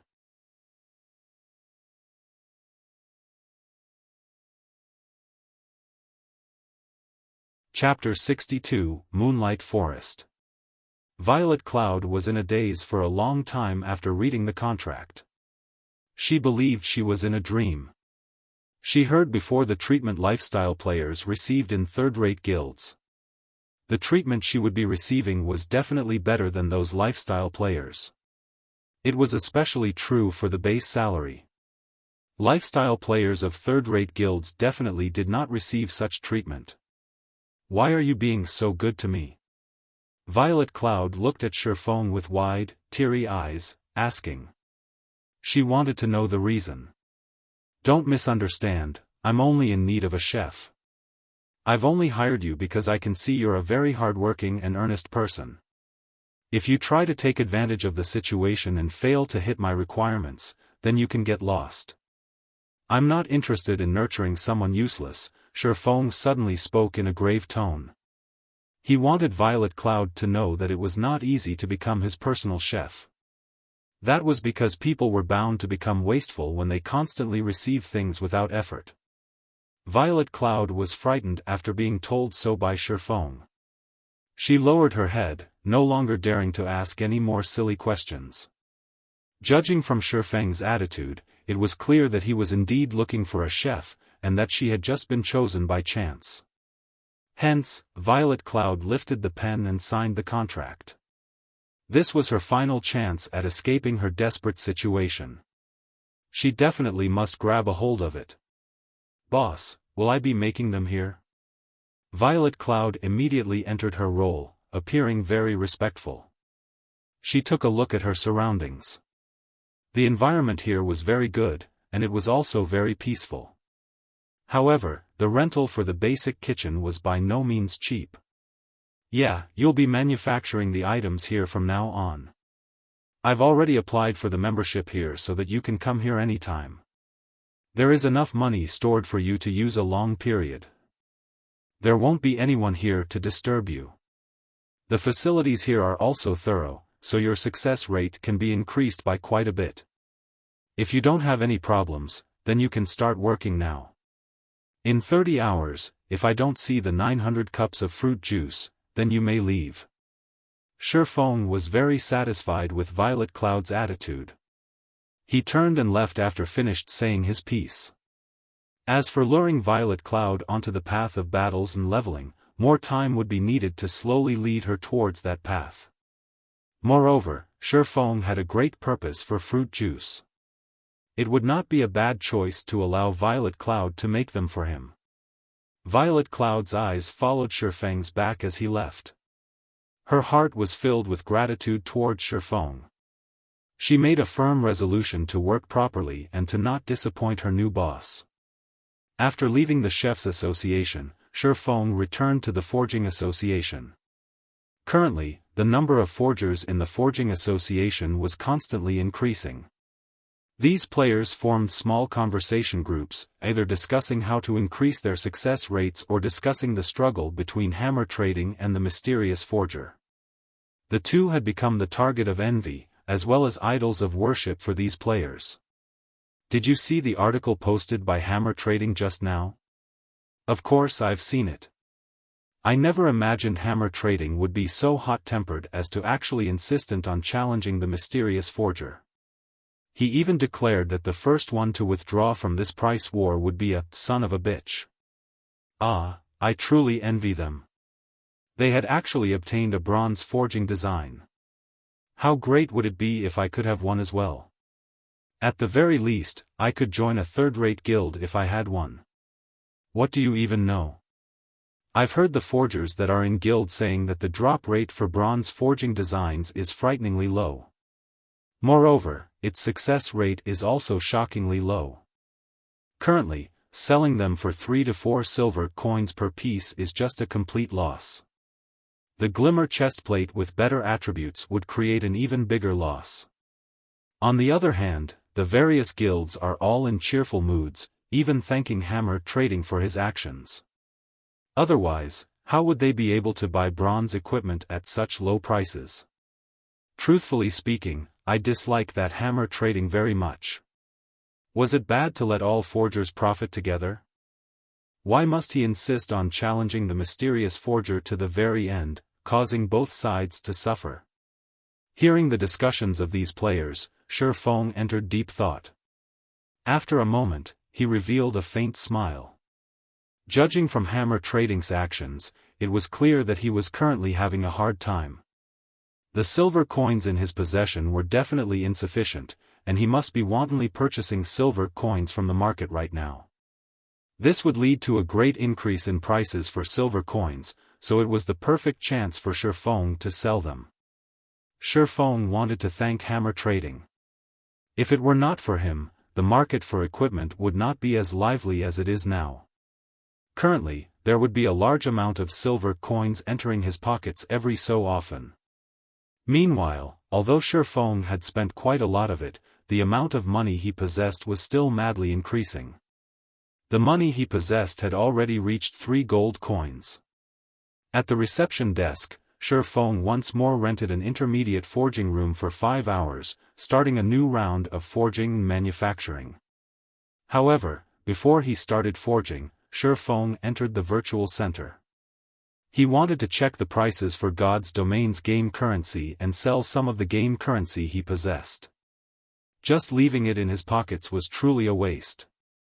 Xiaofan was in the dark when he did not check, but the moment he did, he was shocked. Although there was a large number of players in God's domain, the number of players who were selling the game's currency did not exceed 100. More importantly, the selling prices were astonishing. A single silver coin was selling for 60 credits. The price was at least double of that during Xiaofan's previous life. However, the number of silver coins sold by these players were very small, mostly around 2 to 3 silver coins per player. Aside from the sellers, there were also players who were buying God's domain currency in bulk. The lowest buying price was at 55 credits per silver coin, while the highest was at 58 credits per silver coin. That meant that a single silver coin in God's domain was enough for Xiaofan to eat in luxury for 2 days. It was because of this competition that caused the prices of silver coins to be so expensive. At the current stage of the game, so long as a person had a brain, they would know not to sell any of their game currency. On the other hand, there were many guilds who were purchasing game currencies in bulk, at a reasonable price. There were only a scant few money farming groups and workshops who would sell some of their currency. However, the amount they sold was extremely low.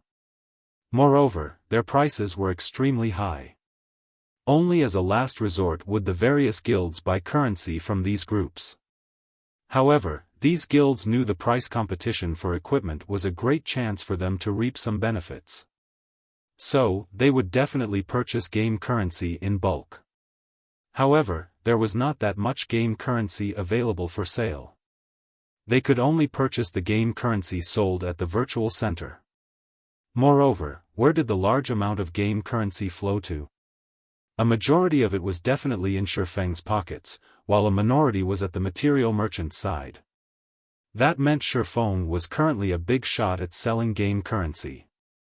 Even a 100-man money farming group was far from being able to compare with Xiaofan.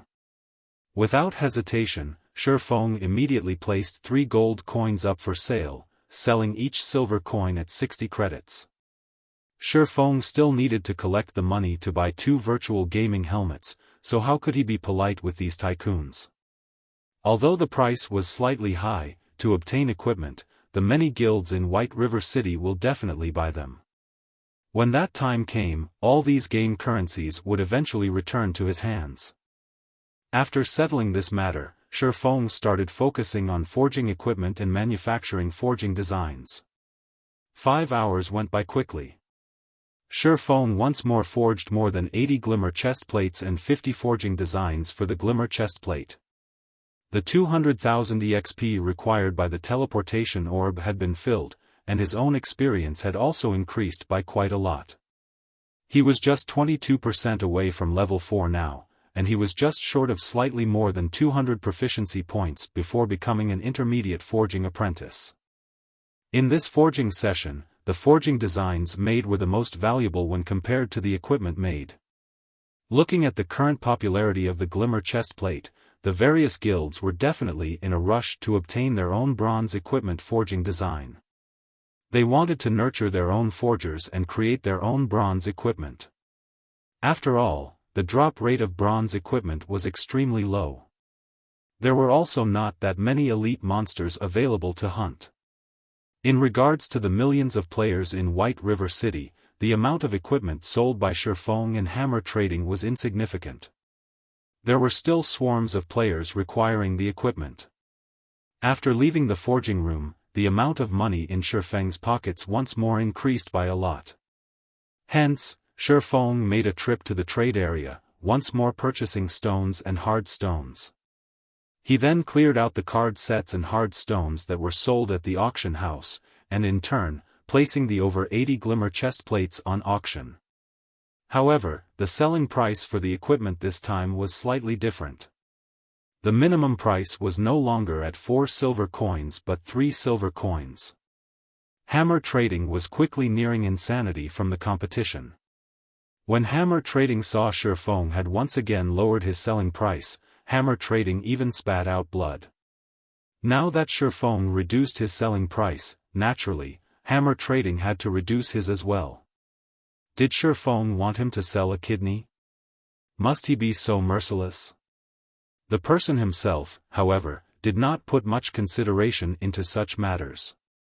Xiaofan only wanted to advertise the Glimmer chestplate. After leaving the auction house, Xiaofan stored the Philosopher's Stone and materials in the bank.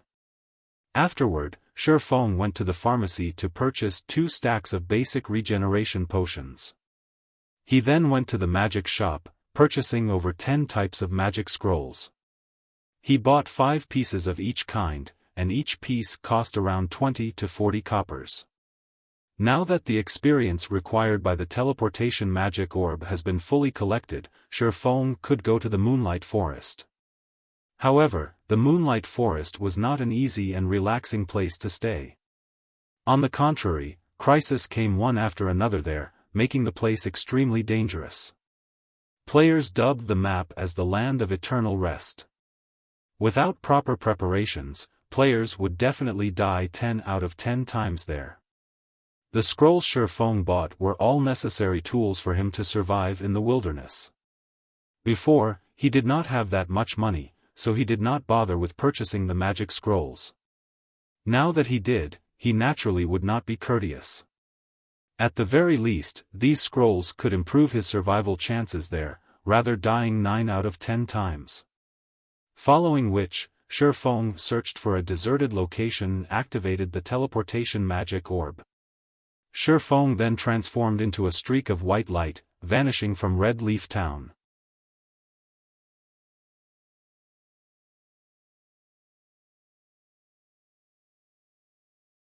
Chapter 63, Mountain Beast Fighter. The sky was a dull gray. A full moon shone, scattering faint silvery rays throughout the tranquil forest. From the crystal-clear lake, one could hear the croaking of frogs. Fireflies were dancing throughout the forest. The scene was like a fantasy from a children's fairy tale. This place was the Moonlight Forest, also known as the Land of Eternal Rest by players. The moment Xiaofan arrived at this place, the first thing he did was take out an isolation scroll. Immediately, he activated the magic contained within the scroll. The dazzling magical runes written on the scroll came rushing out, and Xiaofan's body suddenly became blurry. If looking from a far distance, it was very hard to notice Xiaofan's existence. Each isolation scroll cost 40 copper coins. It was practically the entire fortune of an average player. Although the price was high, its effects were remarkable. The isolation scroll could greatly decrease a player's sense of presence, making it hard for surrounding enemies to discover them. The scroll had a duration of half an hour, and it was a must-have tool when exploring dangerous areas. Although it was not as effective as an assassin's stealth, it was better than nothing for jobs that did not possess stealth. When the isolation scroll was used, within a 30-yard radius, players would not be easily discovered by common monsters below level 15. Unless, of course, said player was courting death and attacked the monster. Following which, Xiaofan infiltrated the forest. He headed towards the central region of the Moonlight Forest in search of moonstones, wanting to remove the hateful curse even a little faster. The Moonlight Forest was a level 9 monster area. Its location was not in Starmoon Kingdom, but an isolated space. Every city had a teleportation gate directed towards the Moonlight Forest. In Xiaofan's previous life, over 90% of the level 9 players in God's domain would grind for treasure here. However, even if a player were already level 10, the place would still massacre them. That was because the monsters here usually stayed in groups of 3 to 5, and they possessed powerful skills. A single misstep could cause a party wipe. Even so, players would still persevere, rushing to their deaths over and over as if they were possessed. As a result of the constant deaths, the Moonlight Forest was referred to by others as the Land of Eternal Rest. Meanwhile, the reason these players would persevere to such a degree was mainly that the monsters here dropped gemstones. Moreover, the drop rate was relatively high. The number of treasure chests here was also high. As long as one found a treasure chest, there was an 80% chance to obtain gemstones. Gemstones were very valuable in God's domain. The reason being, they were able to increase the attributes of a piece of equipment. Depending on the color of the gemstones, the attributes they increased were also different. Red increased strength, yellow increased agility, blue increased endurance, purple increased intelligence, and green increased vitality. A Tier 1 gemstone could increase an attribute by 2 points. However, such an amount must not be belittled.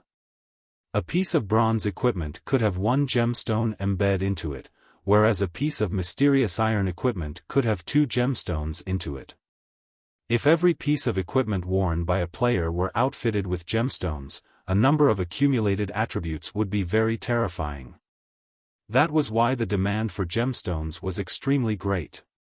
The prices of gemstones would always remain high, causing many players to take the great risk of farming gemstones at the Moonlight Forest. Moreover, there were various resources such as ore, herbs, rare food materials, and so on in the Moonlight Forest. However, the most well-known part about the Moonlight Forest was still the 50-man dungeon, the sleeping fortress, that resided there. The dungeon was also the location to exchange card sets. However, only after the dungeon had been cleared by a team, would players of the same area be allowed to enter the dungeon to exchange their card sets. However, Xiaofan's current goal was not the card sets, but the moonstones.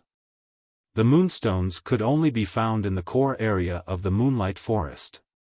Only, Xiaofan could not help but be careful when taking action. Not mentioning the extreme dangers found in the Moonlight Forest, Xiaofan was just level 3 right now, and he was entering a level 9 monster area. If he were to die an accidental death, then the 200,000 EXP he collected would be for naught, and he would have to start collecting it all over again. He had yet to reach level 10, so he could not activate the teleportation gate found in cities. If he were to die, his only choice was to return to Red Leaf Town. If he wished to return to this place, his only choice was to collect the required experience. Currently, Xiaofan was far behind the leading experts regarding level. It would be an absolute nightmare if Xiaofan were to die once and have to collect another 200,000 EXP.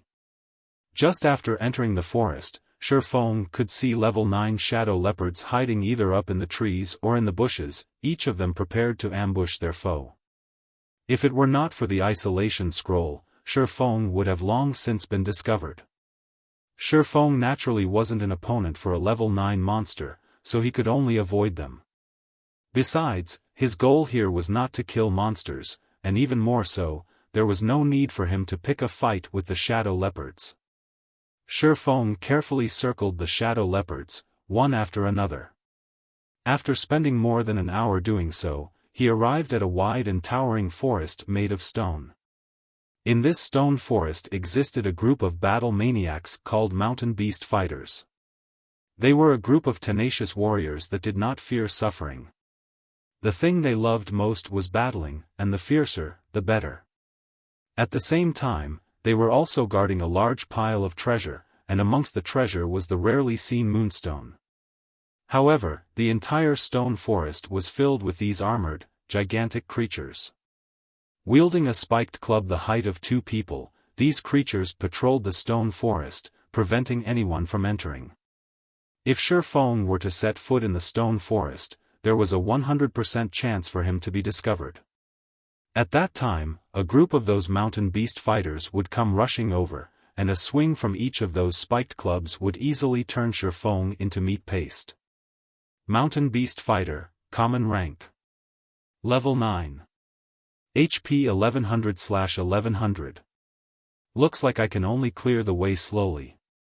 After searching for half a day, Xiaofan still could not find any safe way to penetrate the heart of the forest. His only choice was to kill his way there. Xiaofan could not help but admit that the difficulty of an epic quest was indeed very hard. This was just the beginning, yet he was already required to face off against the level 9 mountain beast fighters. He did not know what kinds of challenges he would meet further down the line. Fortunately, he was very familiar with the terrain of the Moonlight forest. He knew many methods to deal with the beast warriors before him. The mountain beast fighters were abnormally powerful, and their attacks were out of the ordinary. Even shield warriors and guardian knights of an equal level were unable to take more than a few hits from them. However, their bodies were enormous, resulting in their movement speed being relatively slow. In Xiaofang's previous life, there were many elementalists who used Frost Arrow to reduce their speed. They then utilized the unique terrain of the stone forest to avoid the attacks from the spiked clubs, kiting and killing the mountain beast fighters. Following which, this stone forest became a holy ground for ranged players. Mountain beast fighters could be seen being kited through various means throughout the stone forest. Although Xiaofan did not possess any speed reduction skills, he could use other methods to supplement it.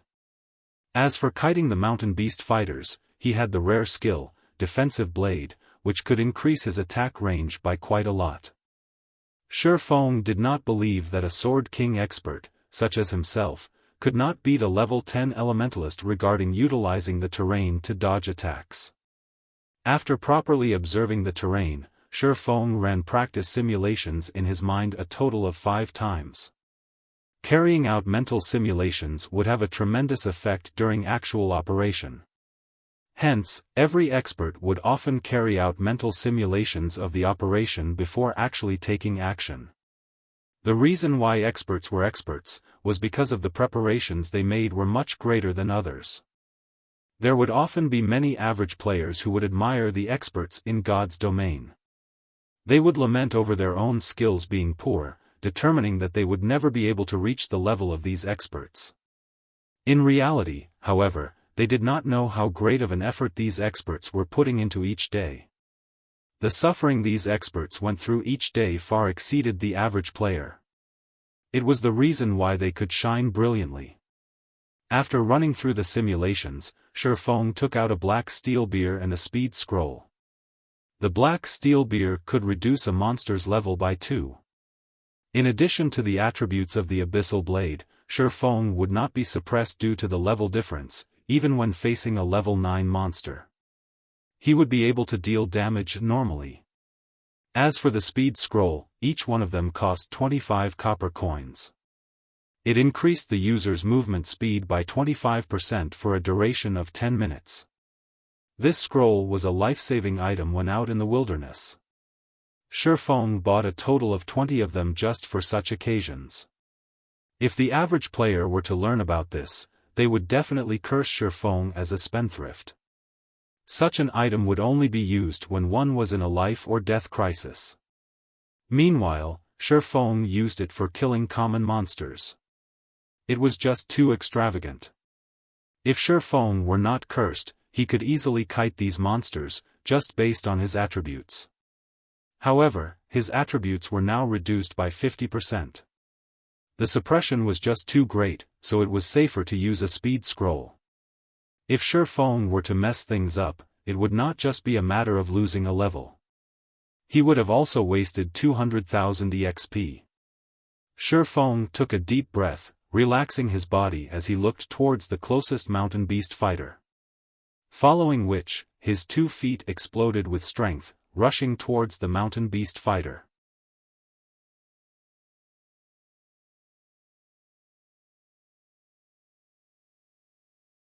Chapter 64, Silvermoon Set Equipment.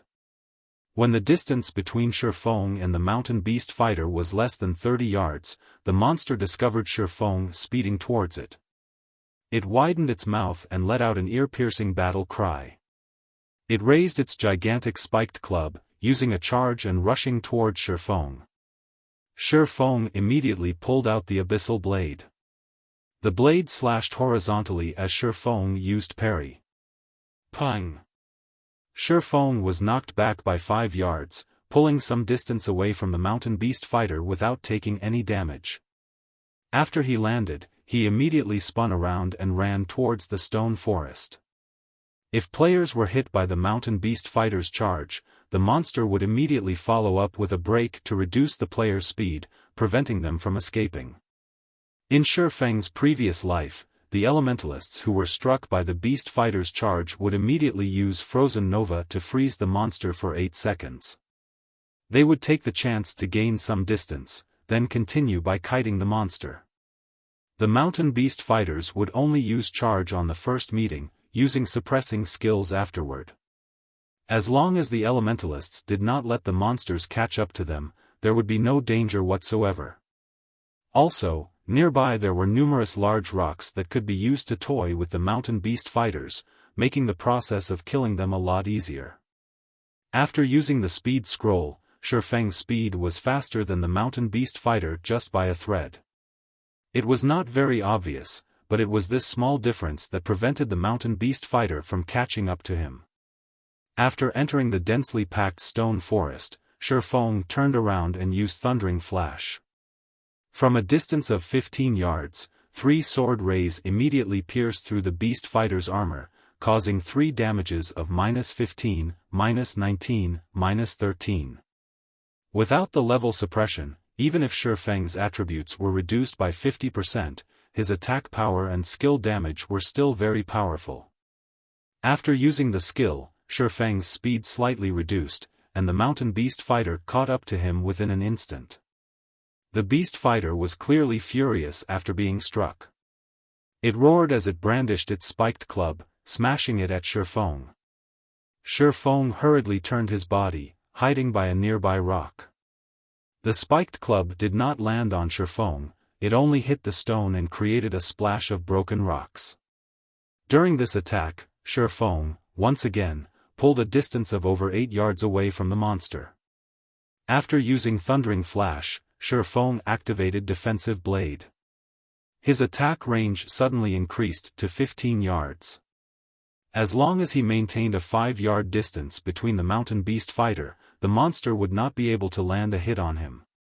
Xiaofan brandished his sword as he paid attention to the distance between him and the monster, pulling back to avoid the club whenever he was too close. In such a way, streak after streak of sword light landed on the mountain beast fighter's body. The beast fighter could only bellow in helplessness as its HP continuously fell. It never imagined that a human could actually be so agile and cunning. Every time its attack was about to land, the human would dodge towards a nearby rock. Its bulky spiked club could not land a hit at all. Instead, it only served to create a gap between itself and the human. Just when the mountain beast fighter's HP went below 7%, another mountain beast fighter suddenly appeared from behind a rock. It blocked Xiaofang's path, using charge at him. Scram! Faced with the sudden appearance of another monster, Xiaofan immediately used Abyssal Bind on it, preventing the monster from moving. At the same time, the Abyssal Bind also cancelled the life-threatening charge. Since the mountain beast fighter had been locked up, Xiaofan naturally would not let the skill go to waste.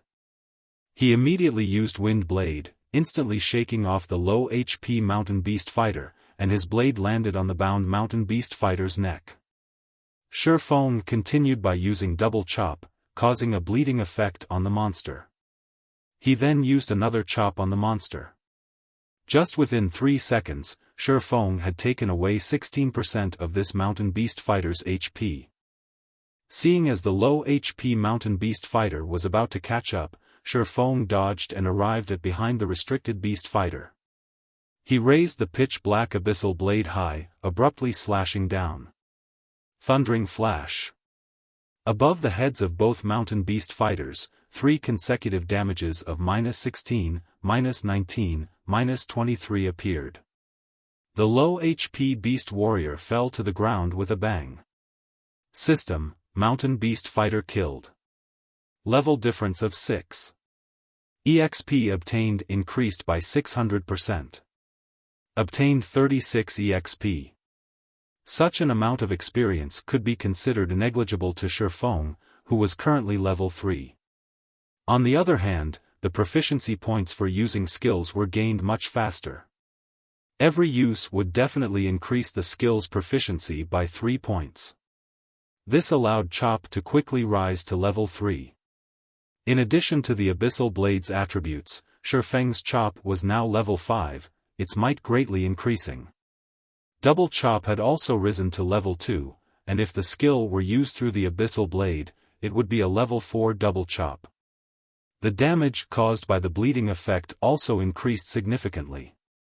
The restricted mountain beast fighter bellowed. It finally broke free from the chains, and it wanted to annihilate Xiaofan. However, Xiaofan gave it no chance. He immediately distanced himself 5 yards away from the monster and continued kiting it. Although the defensive blade had a long cooldown and a short duration, by using Thundering Flash, Double Chop, and Parry in concert, Xiaofan could still slowly grind the mountain beast fighter down. Not a minute later, another mountain beast fighter fell. However, the mountain beast fighters did not reward Xiaofan with anything special. There were only 3 pieces of hard stone and 2 copper coins. On the other hand, killing these mountain beast fighters was a good way to grind skill proficiency points. Subsequently, Xiaofan advanced forward while killing mountain beast fighters. These monsters had a short respawn time, so from time to time, Xiaofan would attract 2 to 3 of these mountain beast fighters. Fortunately, the stone forest had narrow spaces. This resulted in the beast fighters blocking each other's path, their numbers causing their speed to reduce instead. Seeing this, Xiaofan had sudden inspiration. He started luring more and more mountain beast fighters, and within a short moment, he had lured over 20 of these monsters. The monsters chased after Xiaofan as a group, but the narrow pathways of the stone forest prevented them from even stretching their bodies. Just a slight movement and they would run into the other mountain beast fighters. Such a situation allowed Xiaofan to become much more relaxed. Xiaofan constantly used Thundering Flash and various other skills to burn off the HP of the mountain beast fighters behind him. Xiaofan kept luring new mountain beast fighters as he attacked the ones behind him. In such a way, Xiaofang's skill proficiency points increased without stop. After 3 hours, Thundering Flash had risen to level 3, Chop had risen to level 5, Double Chop to level 4, Wind Blade to level 3, Defensive Blade to level 2, and Windwalk to level 2. This increase allowed Xiaofan to kill monsters with greater ease. With the increase from the Abyssal Blade, the damage from a single Thundering Flash could take away over 90 HP from each mountain beast fighter. A chop could also cause more than 60 points of damage. The bleeding damage caused by Double Chop was also very powerful. However, Xiaofang's level remained at 3. He was still quite a distance away from level 4. If it were not for the curse, he would have long since risen in level. Looking at the ground littered with mountain beast fighter corpses, Xiaofan decided to take a rest and pick up the loot. Otherwise, all these corpses would become too much of a hindrance. In God's domain, if a player did not pick up the loot, the monster's corpse would require 24 hours before it was removed by the system. The loot from hundreds of mountain beast fighters was extremely shocking. Just from the money dropped, there was already more than 4 silver coins. There was also a lot of materials. As for the moonstones, 7 pieces were dropped. It was still quite a distance away from 30 pieces. Moreover, a few pieces of level 7 to level 10 common equipment also dropped. Isn't this a piece of the Silvermoon set equipment? Xiaofan picked up a silvery white helmet from the ground, slightly shocked. Silvermoon helmet, bronze plate armor. Equipment requirement, strength 35. Defense plus 43. Strength plus 5, agility plus 4, endurance plus 4. Battle recovery plus 1. Durability 40/40ths. Limited to berserkers and swordsmen. This helmet was 1 out of 5 pieces of equipment belonging to the Silvermoon set equipment. As long as 2 pieces of the set were collected, the first set effect could be activated. 4 pieces of equipment were required for the second set effect, while all 5 pieces were needed for the third set effect. Each set effect was better than the previous. The Silvermoon set equipment was regarded as one of the best set equipment for berserkers and swordsmen below level 10.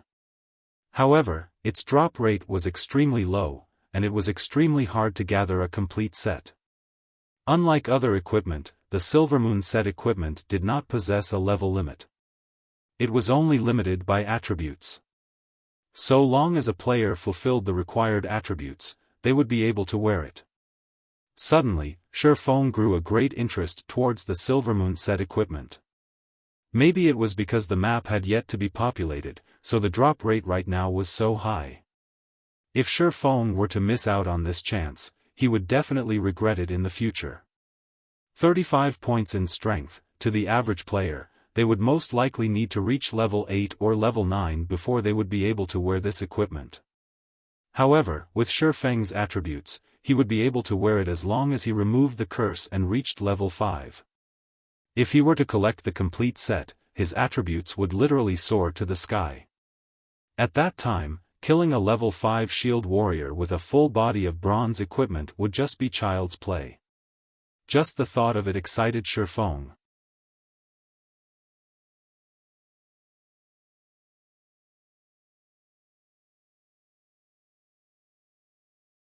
Chapter 65, Mysterious Iron Treasure Chest. Xiaofan stored the Silvermoon helmet and continued moving deeper into the stone forest, searching for even more mountain beast fighters. Before, Xiaofan's attention was solely focused on moonstones and the horror of the Moonlight Forest. He had completely forgotten that the Moonlight Forest was an unexplored map. The treasures here were bountiful beyond comparison. It was just that, in Xiaofan's previous life, when he arrived at the Moonlight Forest, the place had long since been ransacked by those experts of first-rate and second-rate guilds, leaving only scraps behind.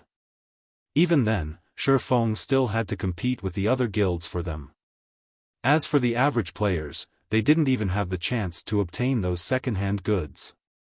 By the time the average players arrived, who knew how many times the Moonlight Forest had been ransacked?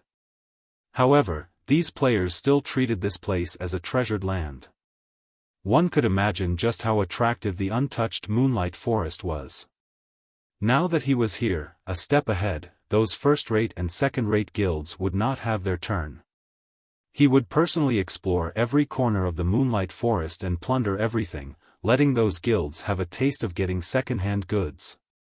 2 hours later, Xiaofan finally arrived at the core of the stone forest. On his way here, Xiaofan continuously killed mountain beast fighters, obtaining 3 more pieces of moonstone and a lot of money in materials. By chance, Xiaofan had discovered a camp made by the mountain beast fighters. The camp was guarded by mountain beast fighters on all sides, and just a rough calculation told Xiaofan that there were over 40 of these monsters. Moreover, there were several squads of mountain beast fighters patrolling near the camp. All in all, their numbers totaled past 100. The mountain beast fighters' camp was where they stored their treasures. Many guilds would often send teams consisting of 20 elite players to do a sweep on the various monster camps in the Moonlight Forest. Their harvests, every time they did so, were relatively good. Meanwhile, the mountain beast fighter camp in front of Xiaofan had never been raided before. There was definitely a great treasure in there. Xiaofan might even be able to finish collecting the required moonstone and obtain many Tier 1 gemstones and equipment. However, every monster camp was not easy to deal with. If there were not a lot of rocks here, Xiaofan would not have paid any attention to the camp and would have most likely turned around and left already. But, the rocks here were much more concentrated. The pathways surrounding the camp could, at most, fit 2 beast fighters, while the narrower places could only fit 1. It was definitely a good location to grind mountain beast fighters. It would be a great pity if Xiaofan were to give up here. Hence, Xiaofan picked a few small pieces of stone from the ground and stealthily closed in on the monster camp. To prevent unexpected elements, Xiaofan decided to lure all the mountain beast fighters in one go. Otherwise, if he were to meet up with another group of mountain beast fighters during his kiting, he would definitely drop dead. The important factor when luring these mountain beast fighters was finding a way to deal with their charge. If that were not properly handled, Xiaofan would end up dead from the unlimited charges. He had personally been met with such a scenario before. His strength at that time had clearly exceeded the monsters by a large leap, yet, the monsters charged at him one after another, placing him in a fainted state until he died. Although each mountain beast fighter only used charge once, hundreds of those monsters still meant hundreds of charges. Trying to get them to charge all at the same time was extremely difficult. With his current HP, Xiaofan would not last 2 hits under the mountain beast fighter's assault. Hence, he absolutely cannot make a mistake. He needed to let all the mountain beast fighters simultaneously use charge at him, then avoid the follow-up damage. Only then would he have a chance to get rid of all these mountain beast fighters. He needed to get a good grasp on the timing when all the mountain beast fighters rushed over. Otherwise, instead of grinding monsters, he would be the one beaten to a pulp. However, Xiaofan still held confidence in himself. After all, he was once a sword king and a first-rate expert. The mountain beast fighter on guard used its furry hand to caress its beloved Nuedo. It stood up high on the wall, its blood-red eyes were constantly surveying its surroundings. As long as it discovered an intruder, it would immediately charge over and let its blade enjoy a delicious meal. Suddenly, a stone flew towards the mountain beast fighter, striking its head. When the beast fighter turned its head towards the direction the stone came from, it discovered a human a distance away. There was also a piece of stone in the human's hand. Then, the beast fighter caressed its head that had been struck, suddenly entering a burning rage. A mere ant dared to throw a stone at it. Ho! Ho! Ho! The roar from the mountain beast fighter alarmed the entire nest of monsters.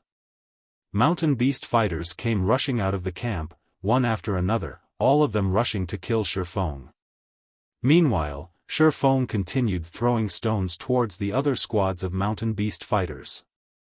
In just a short moment, he had enraged all of those monsters, causing them to rush at him.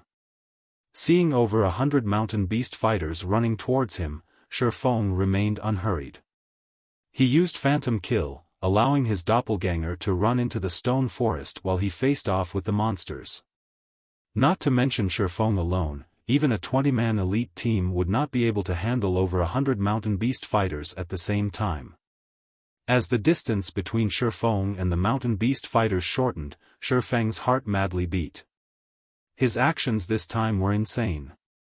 If there were even the tiniest mistake, only death awaited him. It had been a very long time since he had done something so exciting. His blood boiled, and his 5 senses grew even more sensitive.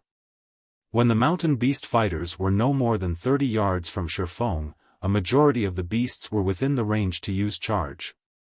After a wrathful roar, a large majority of the mountain beast fighters simultaneously activated charge, with a few using it a moment later. Xiaofan immediately activated Defensive Blade. The skill could block 3 melee attacks. At the same time, Xiaofan gripped the Abyssal Blade and prepared to use parry. When the first wave of monsters arrived, although Xiaofan used parry, his body was still sent flying back. Following which, the second wave of monsters arrived, knocking Xiaofan into a fainted state, preventing him from moving. Seeing many mountain beast fighters raise their Nuedo, ready to strike, Xiaofan persevered and did not use any skills. Even when the blades slashed at him, Xiaofan still did not use the position-swapping function of Phantom Kill. The defensive blade's damage immunity to 3 melee attacks instantly vanished. Afterward, Xiaofan was struck by the large blade, his HP instantly fell by half. Another strike was all it would take to finish him off now. At this time, the third wave of monsters had finally arrived. Xiaofan once more entered a fainted state, the blade of the second Nuedo just before his eyes. Substitute. Xiaofan shouted in his mind. Within an instant, Xiaofan and the doppelganger in the stone forest swapped places. After the blade slashed the doppelganger, the charge of the fourth and final wave of monsters arrived. The doppelganger was simply beaten to death. Meanwhile, Xiaofan, who was hiding in the stone forest, immediately took out a bottle of basic regeneration potion. He gulped it down in one go, a sweet and sour taste permeating throughout his mouth. Xiaofang's HP immediately recovered by 180 points, allowing him to barely be able to receive another attack. After the doppelganger died, the hatred of the mountain beast fighters was directed toward Xiaofan, who was currently in the stone forest. Immediately, they swarmed into the forest. Inside the forest was naturally Xiaofang's realm. He activated a speed scroll, facing off against the crazed mountain beast fighters who were crowding through the narrow path. Xiaofan used Thundering Flash. 3 streaks of lightning passed through the monsters, instantly taking over 100 HP from each of them. Within 10 minutes, all the lured mountain beast fighters were dead. At the same time, the remaining thread of experience Xiaofan needed to reach level 4 had been filled up. He finally reached level 4, catching up to the second-tier players.